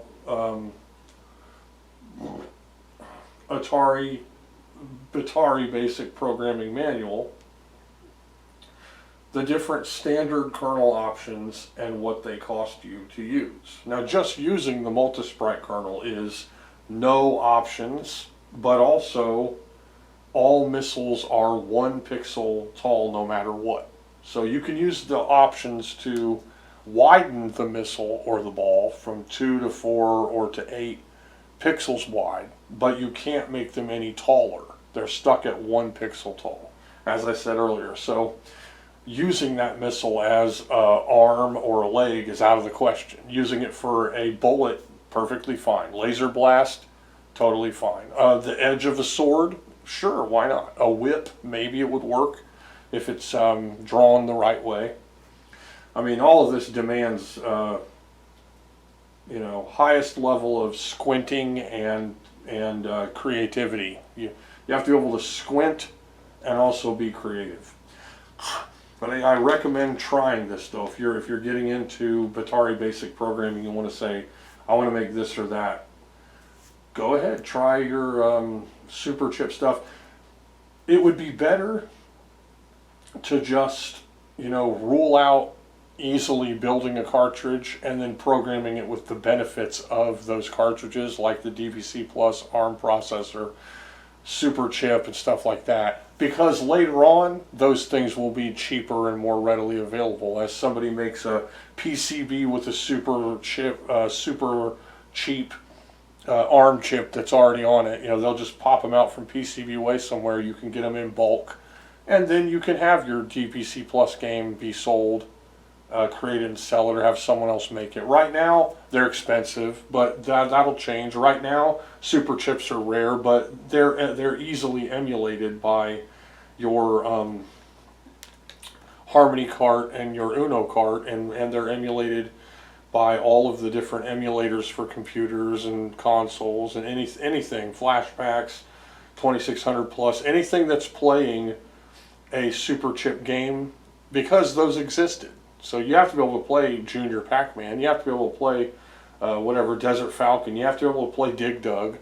You can't make it so that that handful of really good games won't work at all. So of course it's emulating the super chip.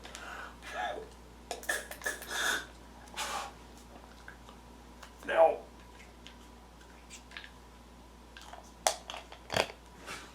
some are a different story. I don't expect everything out there to emulate the DPC Plus, because actually the Uno cart does not emulate the DPC Plus. You have to have a Harmony cart to do that, and but the DPC Plus, because it uses the ARM chip, it breaks the rules of the Atari. and it allows you to have significantly more sprites, significantly more options for programming. It is a far more powerful kernel. Smaller sprites with the rows of sprites, so higher resolution sprites that look better.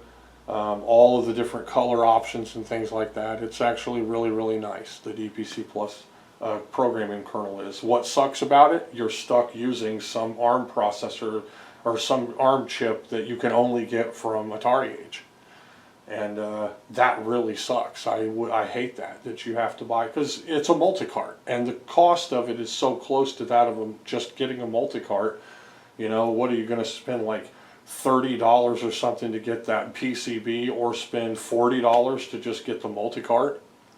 You know, and then the multi-cart comes with an SD card adapter so that you can play ROMs on it. If you want to just forego that expense, sell the bin file, and then people will just play it on their Harmony cart, which is probably the most widely used Atari multi-cart with an SD card reader, even though I prefer the Uno cart for many reasons. The Uno cart, you can start the Atari with an Uno cart and a Sega Genesis controller, and you don't have to hold down the B button like you do with the Harmony cart. If you're not holding down that B button when you start the Atari with a Harmony cart, then it won't control the menu.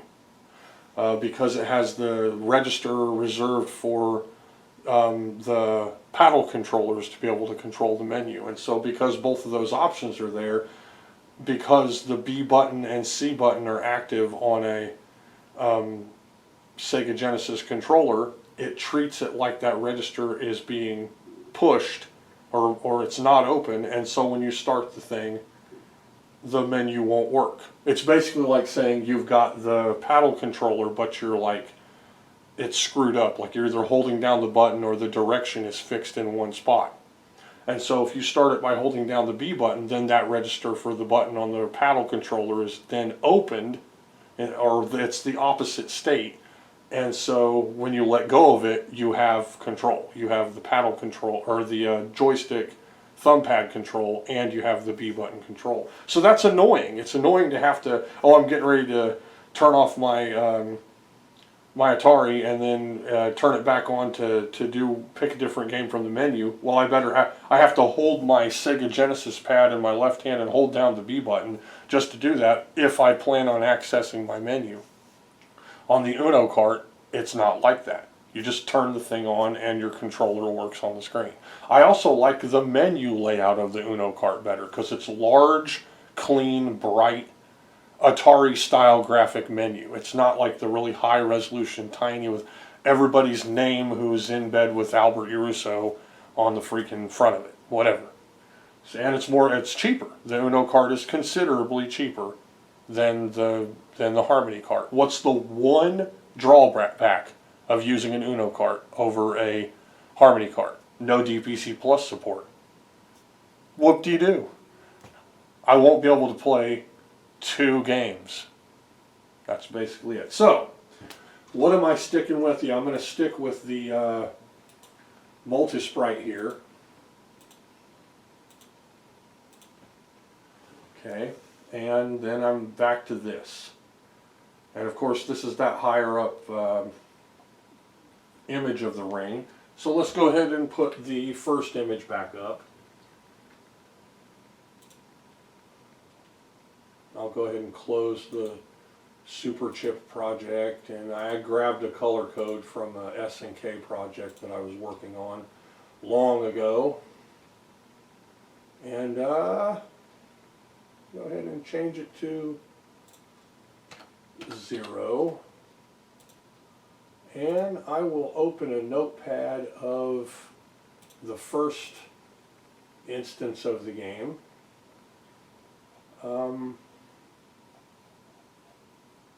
And that's to grab the original positions for my characters. Yeah. So actually I'll go ahead and copy this entire thing. Okay, edit. Select all, copy. And I'm going to open a new one of these guys. I'm going to save this. Okay, then I'm going to, that's just because my old XY is on there. Go down to my character art here. And I'll go ahead and put the XY for player 1. It's going to be the same for both. Later on, those will be variables. Okay, because they'll have to be able to be changed constantly. So the player 0 variable will be right here next to it. Maybe in one of the next episodes I'll show you what I do to get the joystick working with the sprite so that you can easily move it around. So we have 9086, we have 7084, we have 9086, and we have 7084. Now hopefully those are in the right places. Let's see. There we go. Now I think that's just a way better looking picture. I love the 1 pixel wide ropes. I like that there's a tiny variance for the turnbuckles to kind of look like something's going on there. Maybe it's a chain, like a link in the turnbuckle where the rope attaches. And we've got the banner at the bottom, WVW, which I'm copywriting right now. I own it. It's mine. It's World Video Wrestling. It's not Video Wrestling Association, which would be VWA. It's not whatever Nintendo used. To the best of my knowledge, no one has used WVW. So it's World Video Wrestling. I got my beautiful characters up there. We've got the Ultimate Warrior. We've got the referee. Now I've actually cut lines out of the referee so that he can be down there in front of the ropes, and when he moves, he will only move right and left for this particular scene.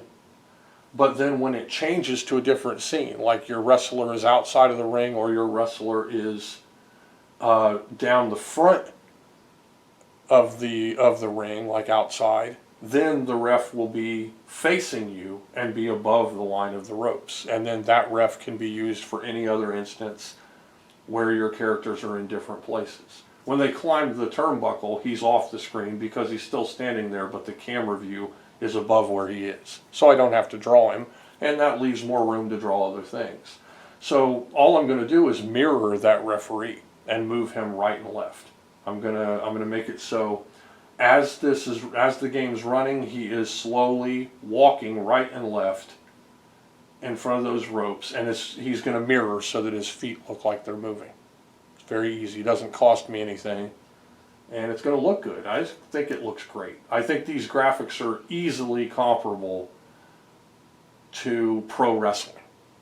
Okay, so really like it. So the next thing I'm probably going to do is go ahead and show the ref being animated on the screen for this part, and maybe I'll add the steps for the wrestler, so we can move the wrestler back and forth. Okay, so I went ahead and made a crude timer to scoot the referee back and forth within the first ring. Of course, he's invisible in the second ring where you're up on the top rope or up at the top of the ring, so he'll be gone from there. What I've done is taken 2 variables, and I can use these variables, actually 3 variables, anywhere else at any time, as long as they're not in this first ring. Okay, I'm using A as a counter, and the A can be used for other things too. For instance, as long as A in this particular instance is being used for something beneath the count of 70, and that's, you know, a timer can easily use that too. If it's under that, then I can use it for other things too. So I might use it also to control a time limit, possibly. That's totally fine too. But what I've got it for now is the timing for the referee moving. Okay, so First thing I had to do was assign his x-axis, because he only moves left and right when he's in this scene, to a variable. So I made his x-axis variable the letter B.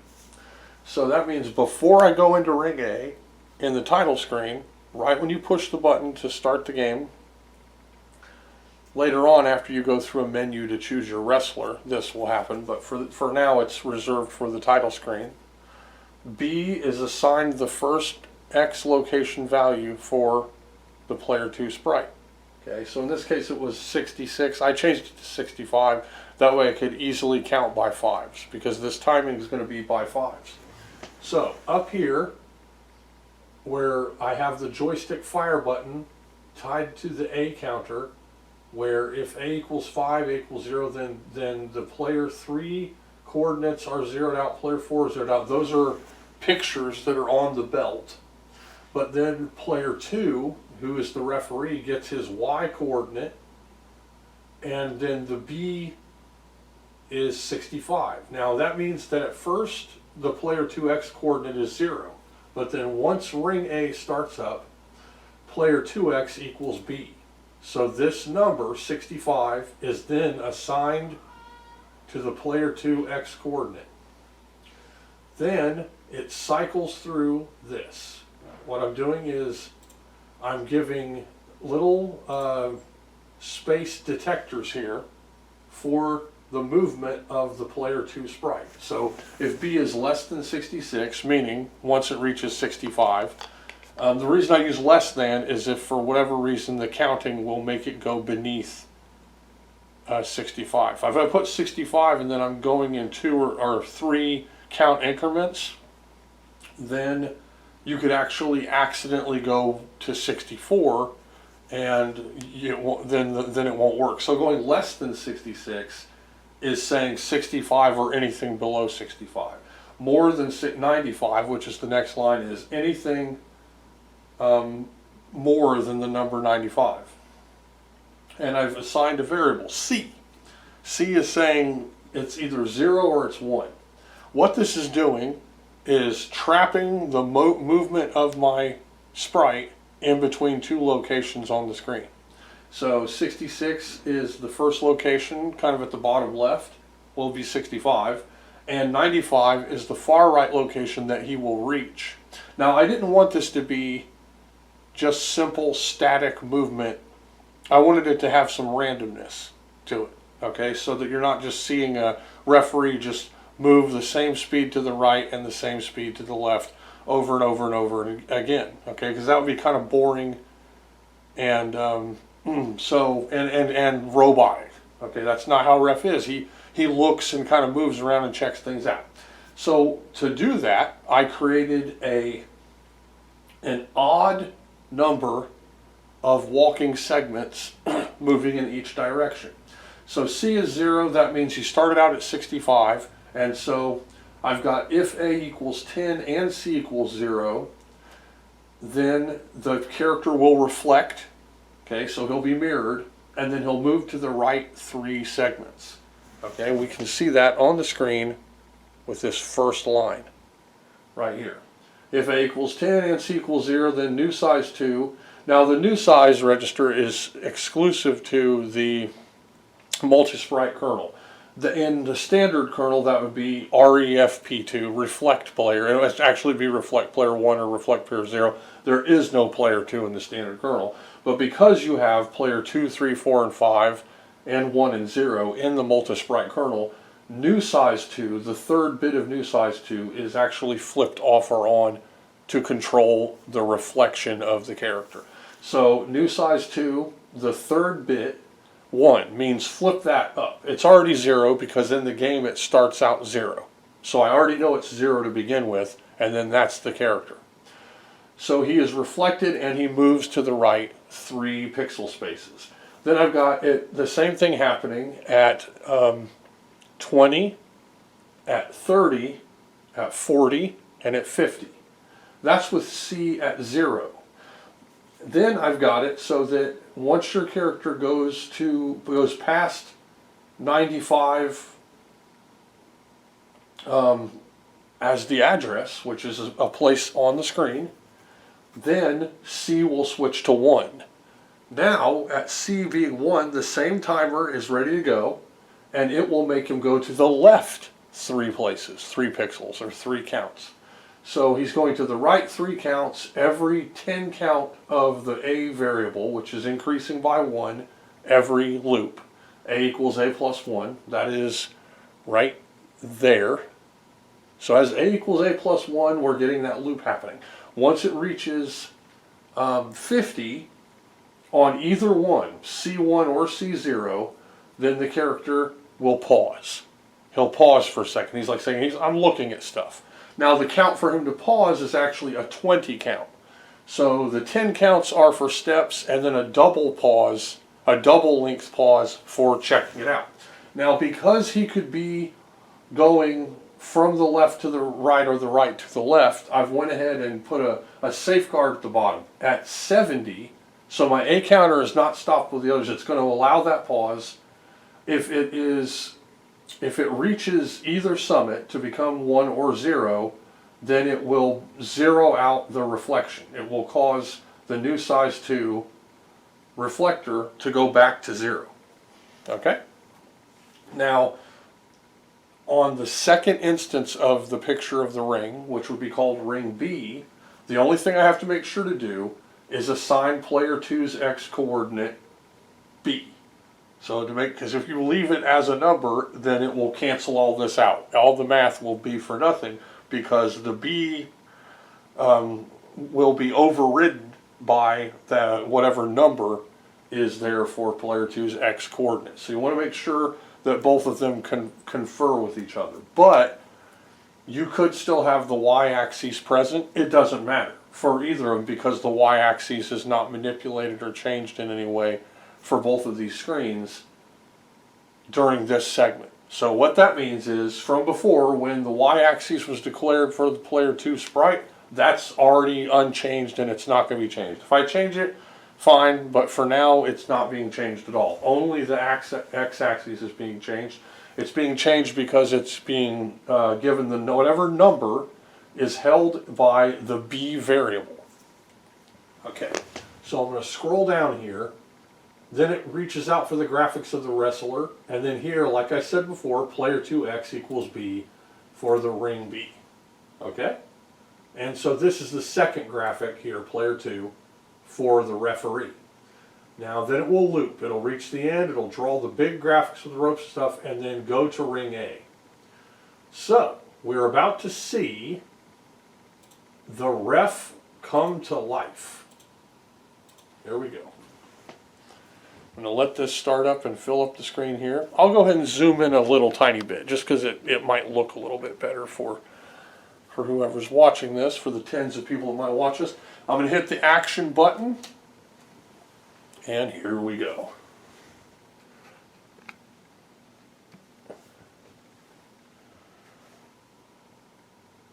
All right. As you can see, the referee is refereeing. He is going right and left, and if you pay close attention to him, he is going in a way where his segmentation is not entirely fixed. See that?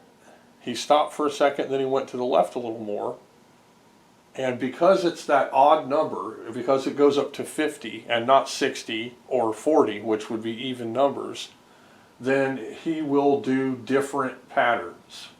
He'll stop at different places when he's checking things out. And this gives me a randomness to his behavior, where yes, he's walking back and forth, and yes, he's doing kind of chunks of different paces. And I can change that too.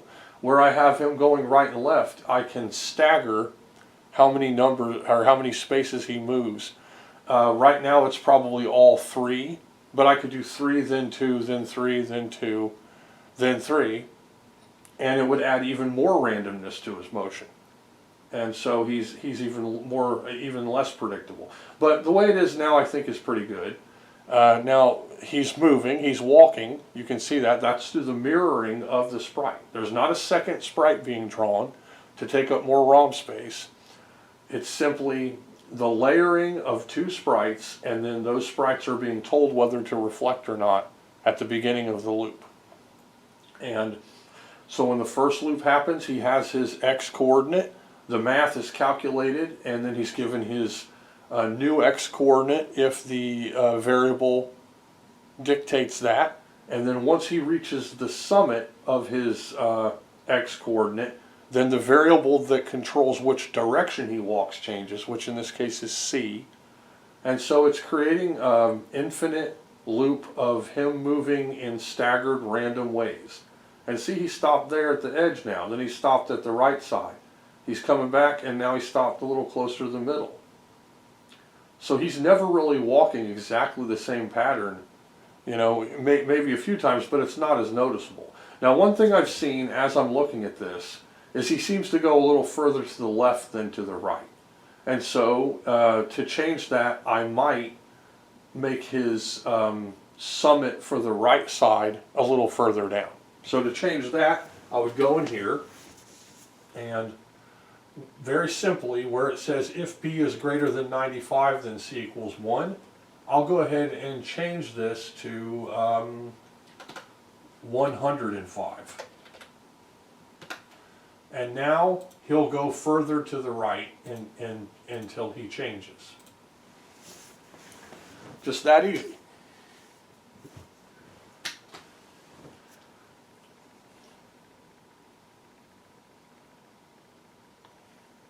There we go.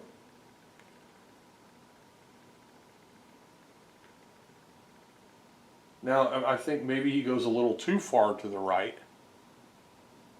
Now, yeah, so I'm going to take it back a little bit. We'll say 100.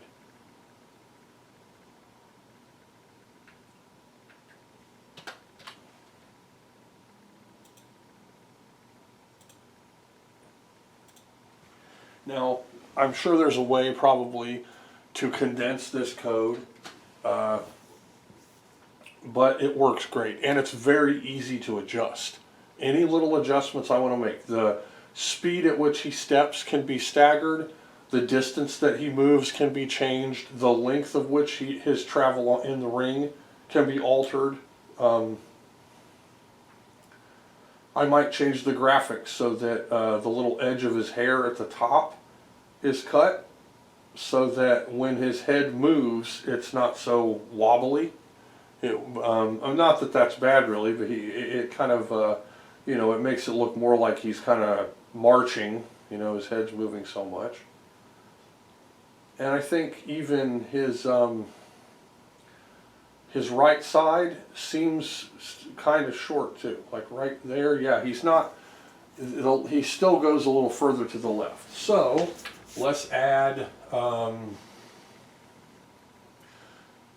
say 102, and then I'll go down here to the graphic where his hair is, and just right here where the top of his hair is, I'm going to put a 0 there. So he's going to have maybe a Lego head. We'll see. It might also draw a different, yeah, there we go. There we go. Now, his head doesn't look like it's, you know, flipping as much. It's just his hands and his legs. Okay. And so now we've got our referee. I don't know, I kind of like this hair the way it was. I might change it back. There's literally one dot that I just changed. So it's not bad. Now let's see how far he goes to the right. There, that's great. That's just about exactly the same as the space he's covering on the left. Yeah, I think I'm going to take it back one. I'll have it be pretty much exactly the same confinement here. Within his steps, we'll say, I guess 101. It was literally one pixel that was allowing him to make that big step. So there we go. Here we go. So yeah, it does seem like maybe a lot of code for that, but it's really not. It's not that bad. And basically what we've done, we've made a crawling referee. You know, he's kind of slowly checking out the match. He's looking at the match while he's walking left. He's stopping. Okay, what's going on there? Well, stopping. Now, what this could end up doing is making it so that if you pin the opponent on this screen, he'll drop and count anywhere where he's standing. And you know, that would be cool. That would be neat. That you never know exactly where he's going to be at that particular moment. Adds even more of a sense of randomness to it. I don't really think there's anything wrong with that. So the next thing I'm going to do is I will add stepping animation to one of the wrestlers so that you can move him right and left. Okay? So hey, we've got a pretty cool looking ref. How about that? Okay, just a brief interlude here in between showing off the wrestling game. I talked an episode or two ago about how with certain programming languages, if you could make a demo or a mock-up of a game, then there's a good indication that you can make it. But like with, suppose with the Genesis, where if you layer all of the different palettes together to make a really high color screen, that doesn't necessarily mean that type of screen could be used in a game because it's using too many resources or it's using too many tricks to try to make it work. Well, with the Atari, depending on what kernel you're using in this OS here, with Visual Batari Basic, you actually can make demos that are deceptive, and this is one of them. I was working on different ways to make a Pac-Man game, and I already know they've already done it. They've beat it to death. Pac-Man 4K and 8K are both so good that they rule. You know, like if something like that would have come out back in the 80s, the 2600 would have been unbeatable, and they could have done it. It's not out of question. It was a 4K game. With 4K, instead of whatever that poor guy was stuck with, probably 2K, they could have made a really excellent game. And so now today we have the homebrew version of Pac-Man, and it looks incredible. And I'm sure the guy used assembly and stuff like that, you know. But this is using BASIC. But the problem is, this is a trick. This is done with the high resolution 88 lines Multisprite. What does that mean? Well, it means that yes, I could make this screen. Yes, I could put the ghosts up there. I could put the cherry down there and have it be colored like that. Pac-Man could look like that. The problem is the dots, or the little yellow pencil chunks. What he would be eating, right? Those are actually that high resolution playfield, meaning that I can't get rid of them. Now, if I used a command to say for one of them to be off or on, that might make it so you could, in effect, eat the pellets. That's true. The problem you run into is that they're mirrored. The whole left side is mirrored to the right, so you can't tell it remove this pellet without the mirrored corresponding pellet also disappearing. What that means is that you'd have to get into code in assembly or something, and you'd have to write a routine that would light up those and then make them each disappear individually, and that would actually not be compatible with the Multisprite kernel, which mirrors all of the screens. Maybe there's a way with sprites, some sophisticated way, maybe I don't know, with timing or something. But there's really no way to do it with the Multisprite kernel like this, even though that picture looks really, really good, right? If I was to show someone, hey, you want to see a game I'm working on? And then I was to lie and say, this game totally works, but all I have is an image, right? And show them that image, they'd think, wow, that's a really incredible looking Pac-Man game for the Atari. You know, you can see the red ghost's eyes appear to be pointing down, meaning that the eyes could move. There's multicolors. There's colors for the cherry where you can see the glare on the cherry. Nothing in this picture is shimmering or flashing or anything. It's all super clean, but this is not something that is feasible. It cannot be done. You can't do this because, at least not with the Multisprite kernel. And I really, when I made it, it was to try to make a working playfield. And then I thought, well, what will the dots look like? And then I thought, well, maybe I could, somehow put sprites and then duplicate them or something. But there's no way any of that could work because at some point in time, a mirrored sprite from the first player will always be interacting horizontally with another mirrored sprite and cause them to disappear. So also just the whole effect of eating a part of one duplicated or elongated sprite that's taking up a large amount of space and then calculating where it will be and for the next placement of the sprite so that it looks like you ate a dot. That's really, none of that is how it's done. Okay, so it really isn't feasible. So this is a deceptive mock-up. But for instance, there is no way for me to use this to come up with that game in particular.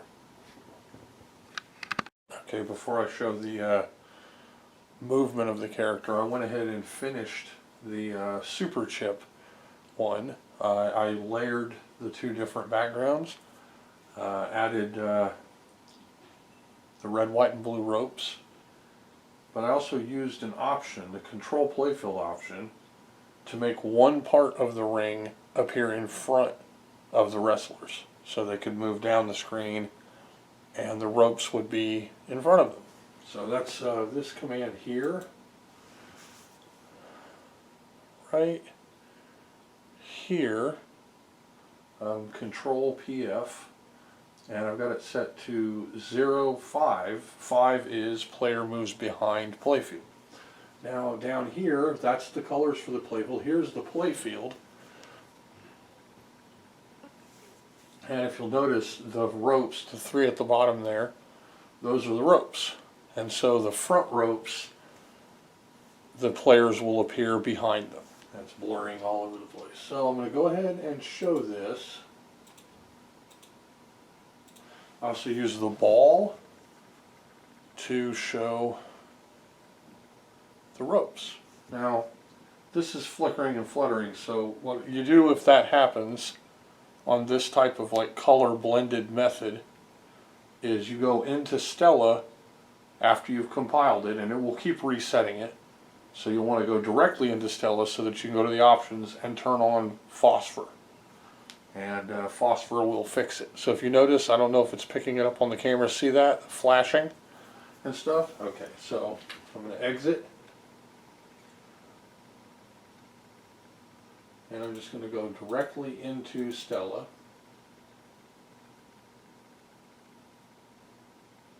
And I've called this one NWASC for Super Chip.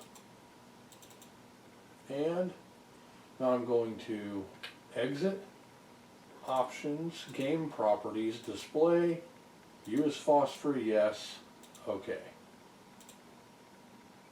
Now it's combining it with that phosphor effect. And as you can see, the two wrestlers are there. The player 0 is the Ultimate Warrior look-alike guy at the top with the big hair. Player 1, which would be the second player, is the darker tan guy with the dark hair and dark blue trunks. And as you can see, he is behind the ropes. So go ahead and zoom in a little bit here. Now, the reason I wouldn't use this would be because there's no referee, there's no way to add an extra referee, there's no way to add extra graphics for the crowd or anything like that. Now, right now, there's a good chance this would not flicker or shimmer or be too bright or too dark on a normal television. But you're pretty much stuck with what it is. You get the ring with the ropes, and that's it. Okay, and I like it, and it's not, unlike the other Atari offerings, like Title Match. The problem is with Title Matches, the ropes don't look as good, I don't think. the ring looks pretty good in this. Title Match has a crowd, which is cool. Title Match only has 4 characters. I plan on having more than that. And the Title Match characters follow the line color rules of Atari, whereas this one has 3 color layered sprites, my own method. So I do think this looks better, but also it's kind of empty, you know, because really it's just the ring. And so if I could somehow work in other graphics, which really there's pretty much no way to do that, that would be great. One thing that could be done, and it just, you know, it would cause at the very least some pretty annoying flicker all the time, would be to add 2 more frames, and then add extra sprites in those frames. So through the 4 draw screens, a 3rd component could appear, or more. But that would really cause flickering, because one layer would always would have to be able to be moved. I went ahead and washed my dishes, and I was wondering if I...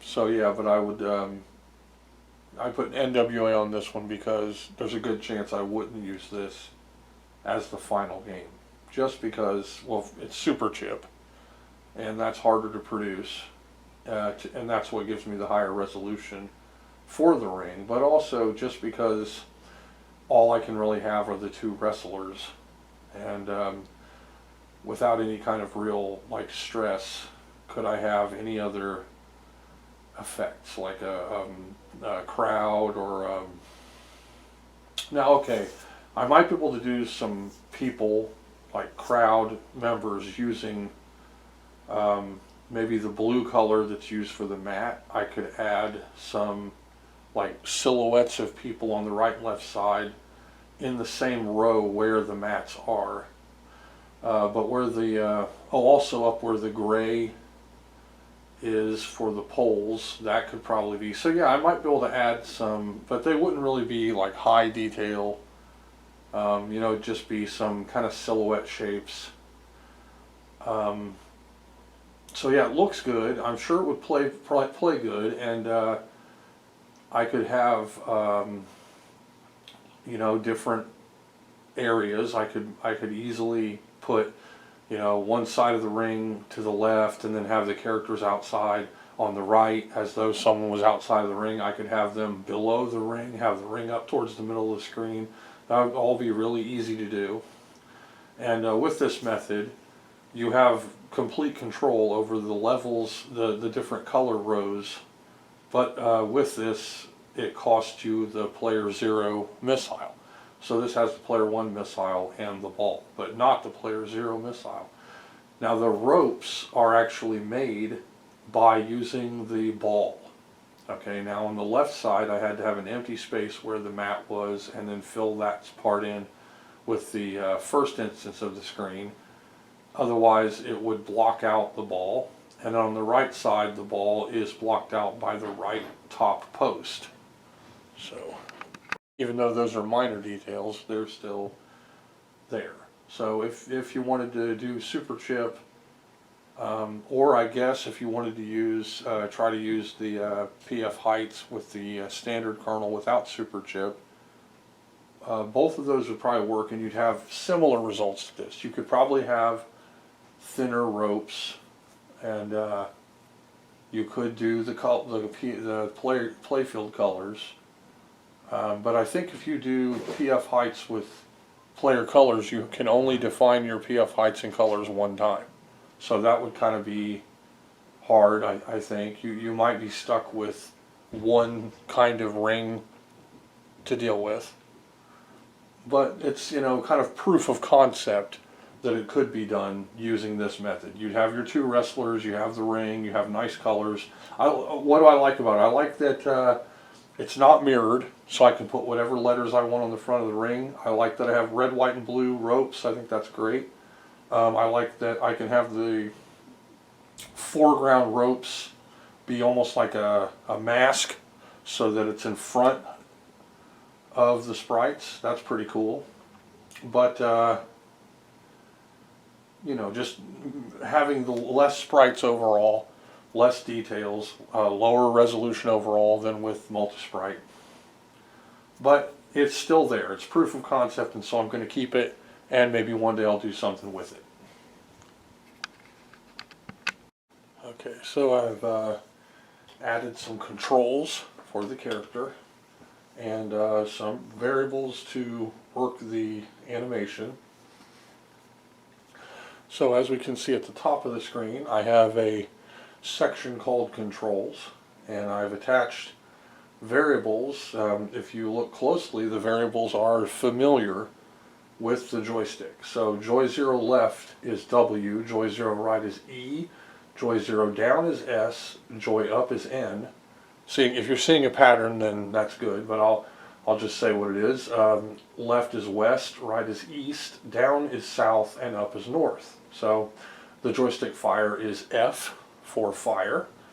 Now I've went ahead and just put a little attachment here. If L equals 1, then go to fight 1. And that's for the level, but because I don't have any other place for it to go, it's automatically going to go to fight 1, even though L is 0 right now. Later on, when I change the different modes that the characters can get into, then the controls might also change, and so I'll have that F or the L variable work alongside that. So now below that I have a section called Fight 1, and here we're going to detail a process of animation and movement for the sprites that I've just added. So it says Fight 1. I'll scroll down. Hopefully this won't get too blurry. And we've got if no joy 0 left and no joy 0 right, then D equals 0. D is going to be the animation frame that's chosen for player 1. And this is the second player controls.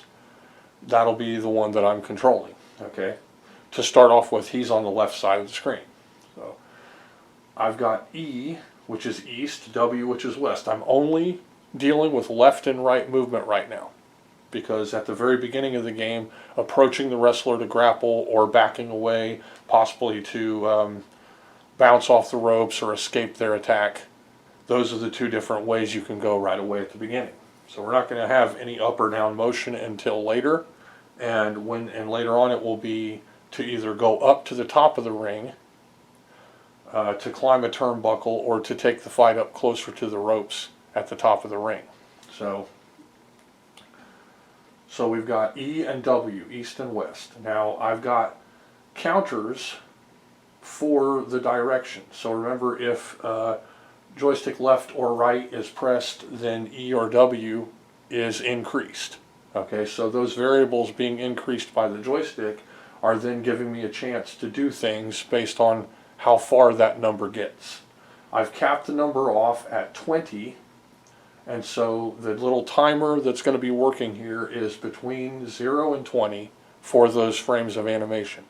Now, I showed the frames of animation earlier.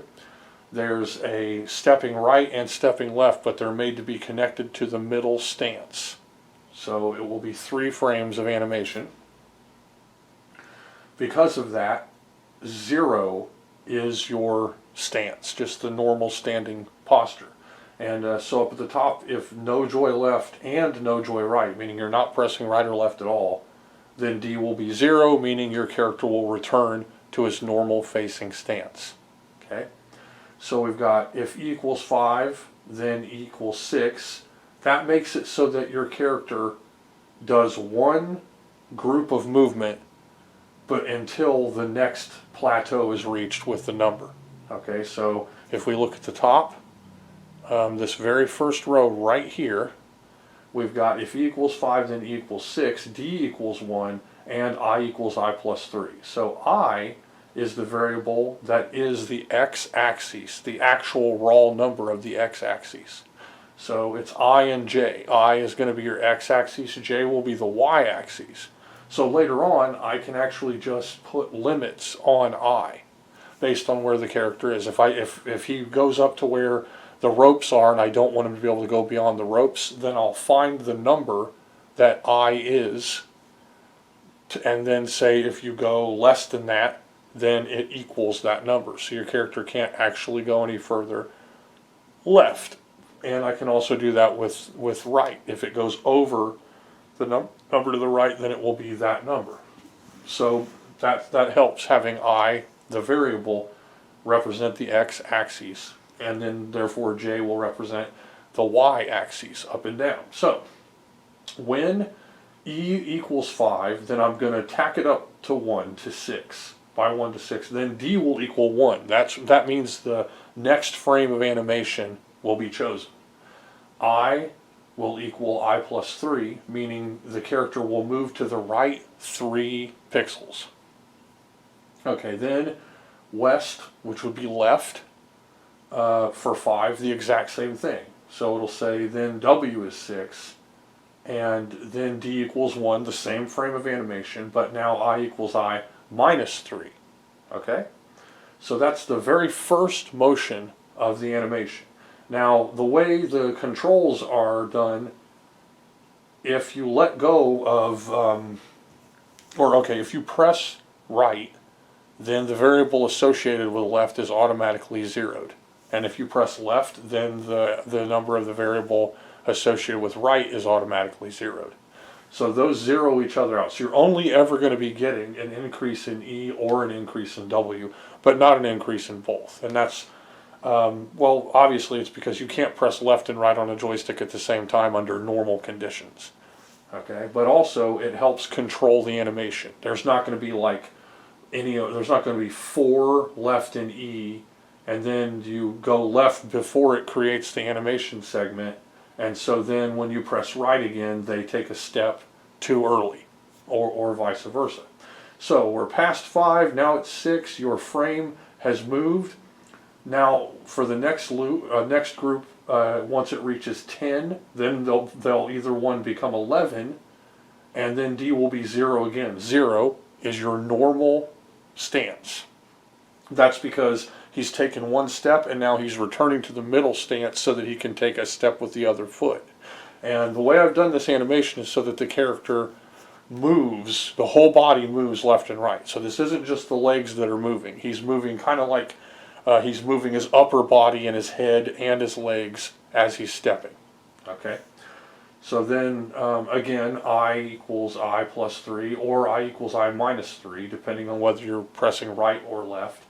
Then we have if equals 15, then it goes up 1 to 16. That's so it won't get locked into a plus 3 or minus 3. It just does that plus 3, minus 3 one time. Then D equals 2, and that's the third frame of animation. And then after that, it will go back to 0, equals 20, then E equals 0, or W equals 0. That restarts. So that 20 gives you that period of time where the second frame is active, and then it prepares another group from 0 to 5 for the first frame to be active. Once it reaches 5, then the second frame, which in this case is called D1, will be active, and the loop is created. With this, the way it is, when you move the character right or left, they animate. When you let go of the joystick, they return to their normal posture. There have been no screen limits put on. That's easy, that's an easy one-line thing. And then it's going straight into ring A, but later on I will put something underneath fight 1 based on where your character is. So there'll be something helping to control that. Now, as far as the animation goes, since this is for player 1, we'll go down to the second bank where the graphics are for the players. And here we are. This is player 1. We can see X is I, Y is J, and then player 1. That's your character just standing there. 0.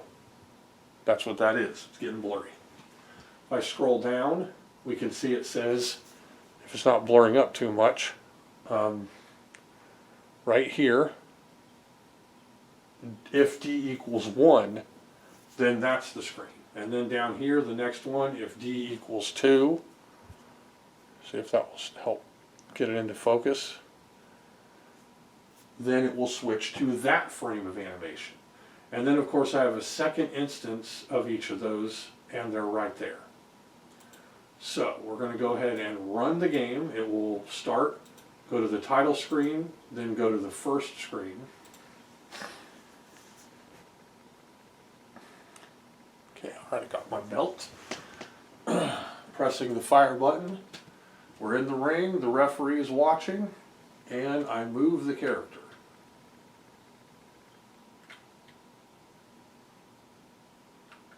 Okay, and as you can see, there are no limits.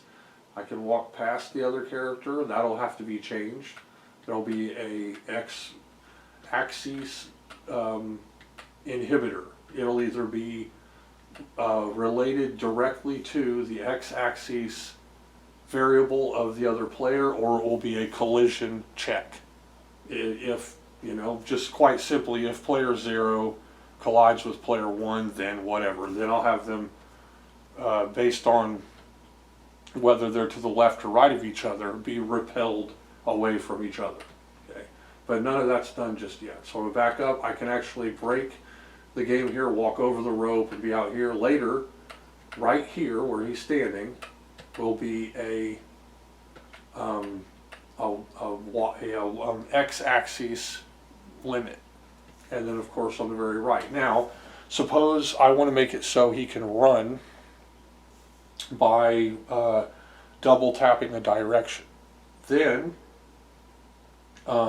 if that's possible, I might have it be so if he's not grappled with the character and he's not close enough to him to punch or kick him, then pushing the button in a direction will make him run. Either way, that will be a different mode. And then in that mode, rather than this just stopping him, it will bounce him, and then he'll begin running on his own towards the other character.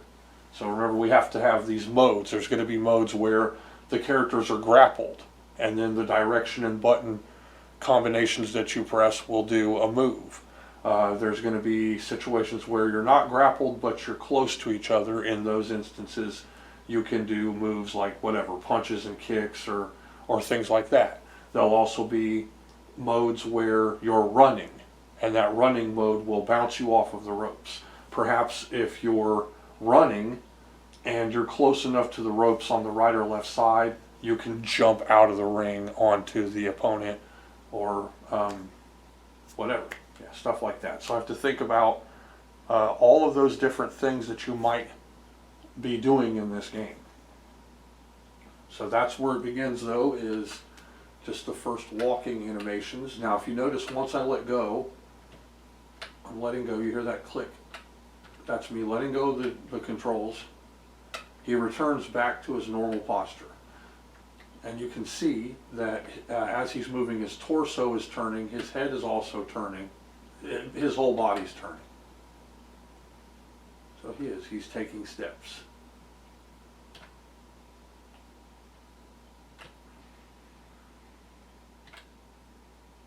Now, of course, I can change this around if I don't like how the animation looks. The same types of animations will be used for the opponent, and then I'll start working on the different modes where they interact with each other. That's going to be the next part. So, this is the update on the wrestling game, and some hints and tips, some ideas about how to approach your games and how to put them together with visual Batari Basic. And I hope you keep up with it if you're interested in learning or just interested in watching the game come to fruition. I also did this with Yeet Fighter, so you can watch my old episodes where I am coming up with all the ideas for how Yeet Fighter is going to work. And so even though this is a long video, it was an even longer day because I was going through this drawing, separating the frames for the different colors, trying out stuff with the super chip, with the higher resolution backgrounds to see what that would look like, coming up with the animation for the referee, and then now finally coming up with the first movement walking animations for the character. Alright, Thanks for watching.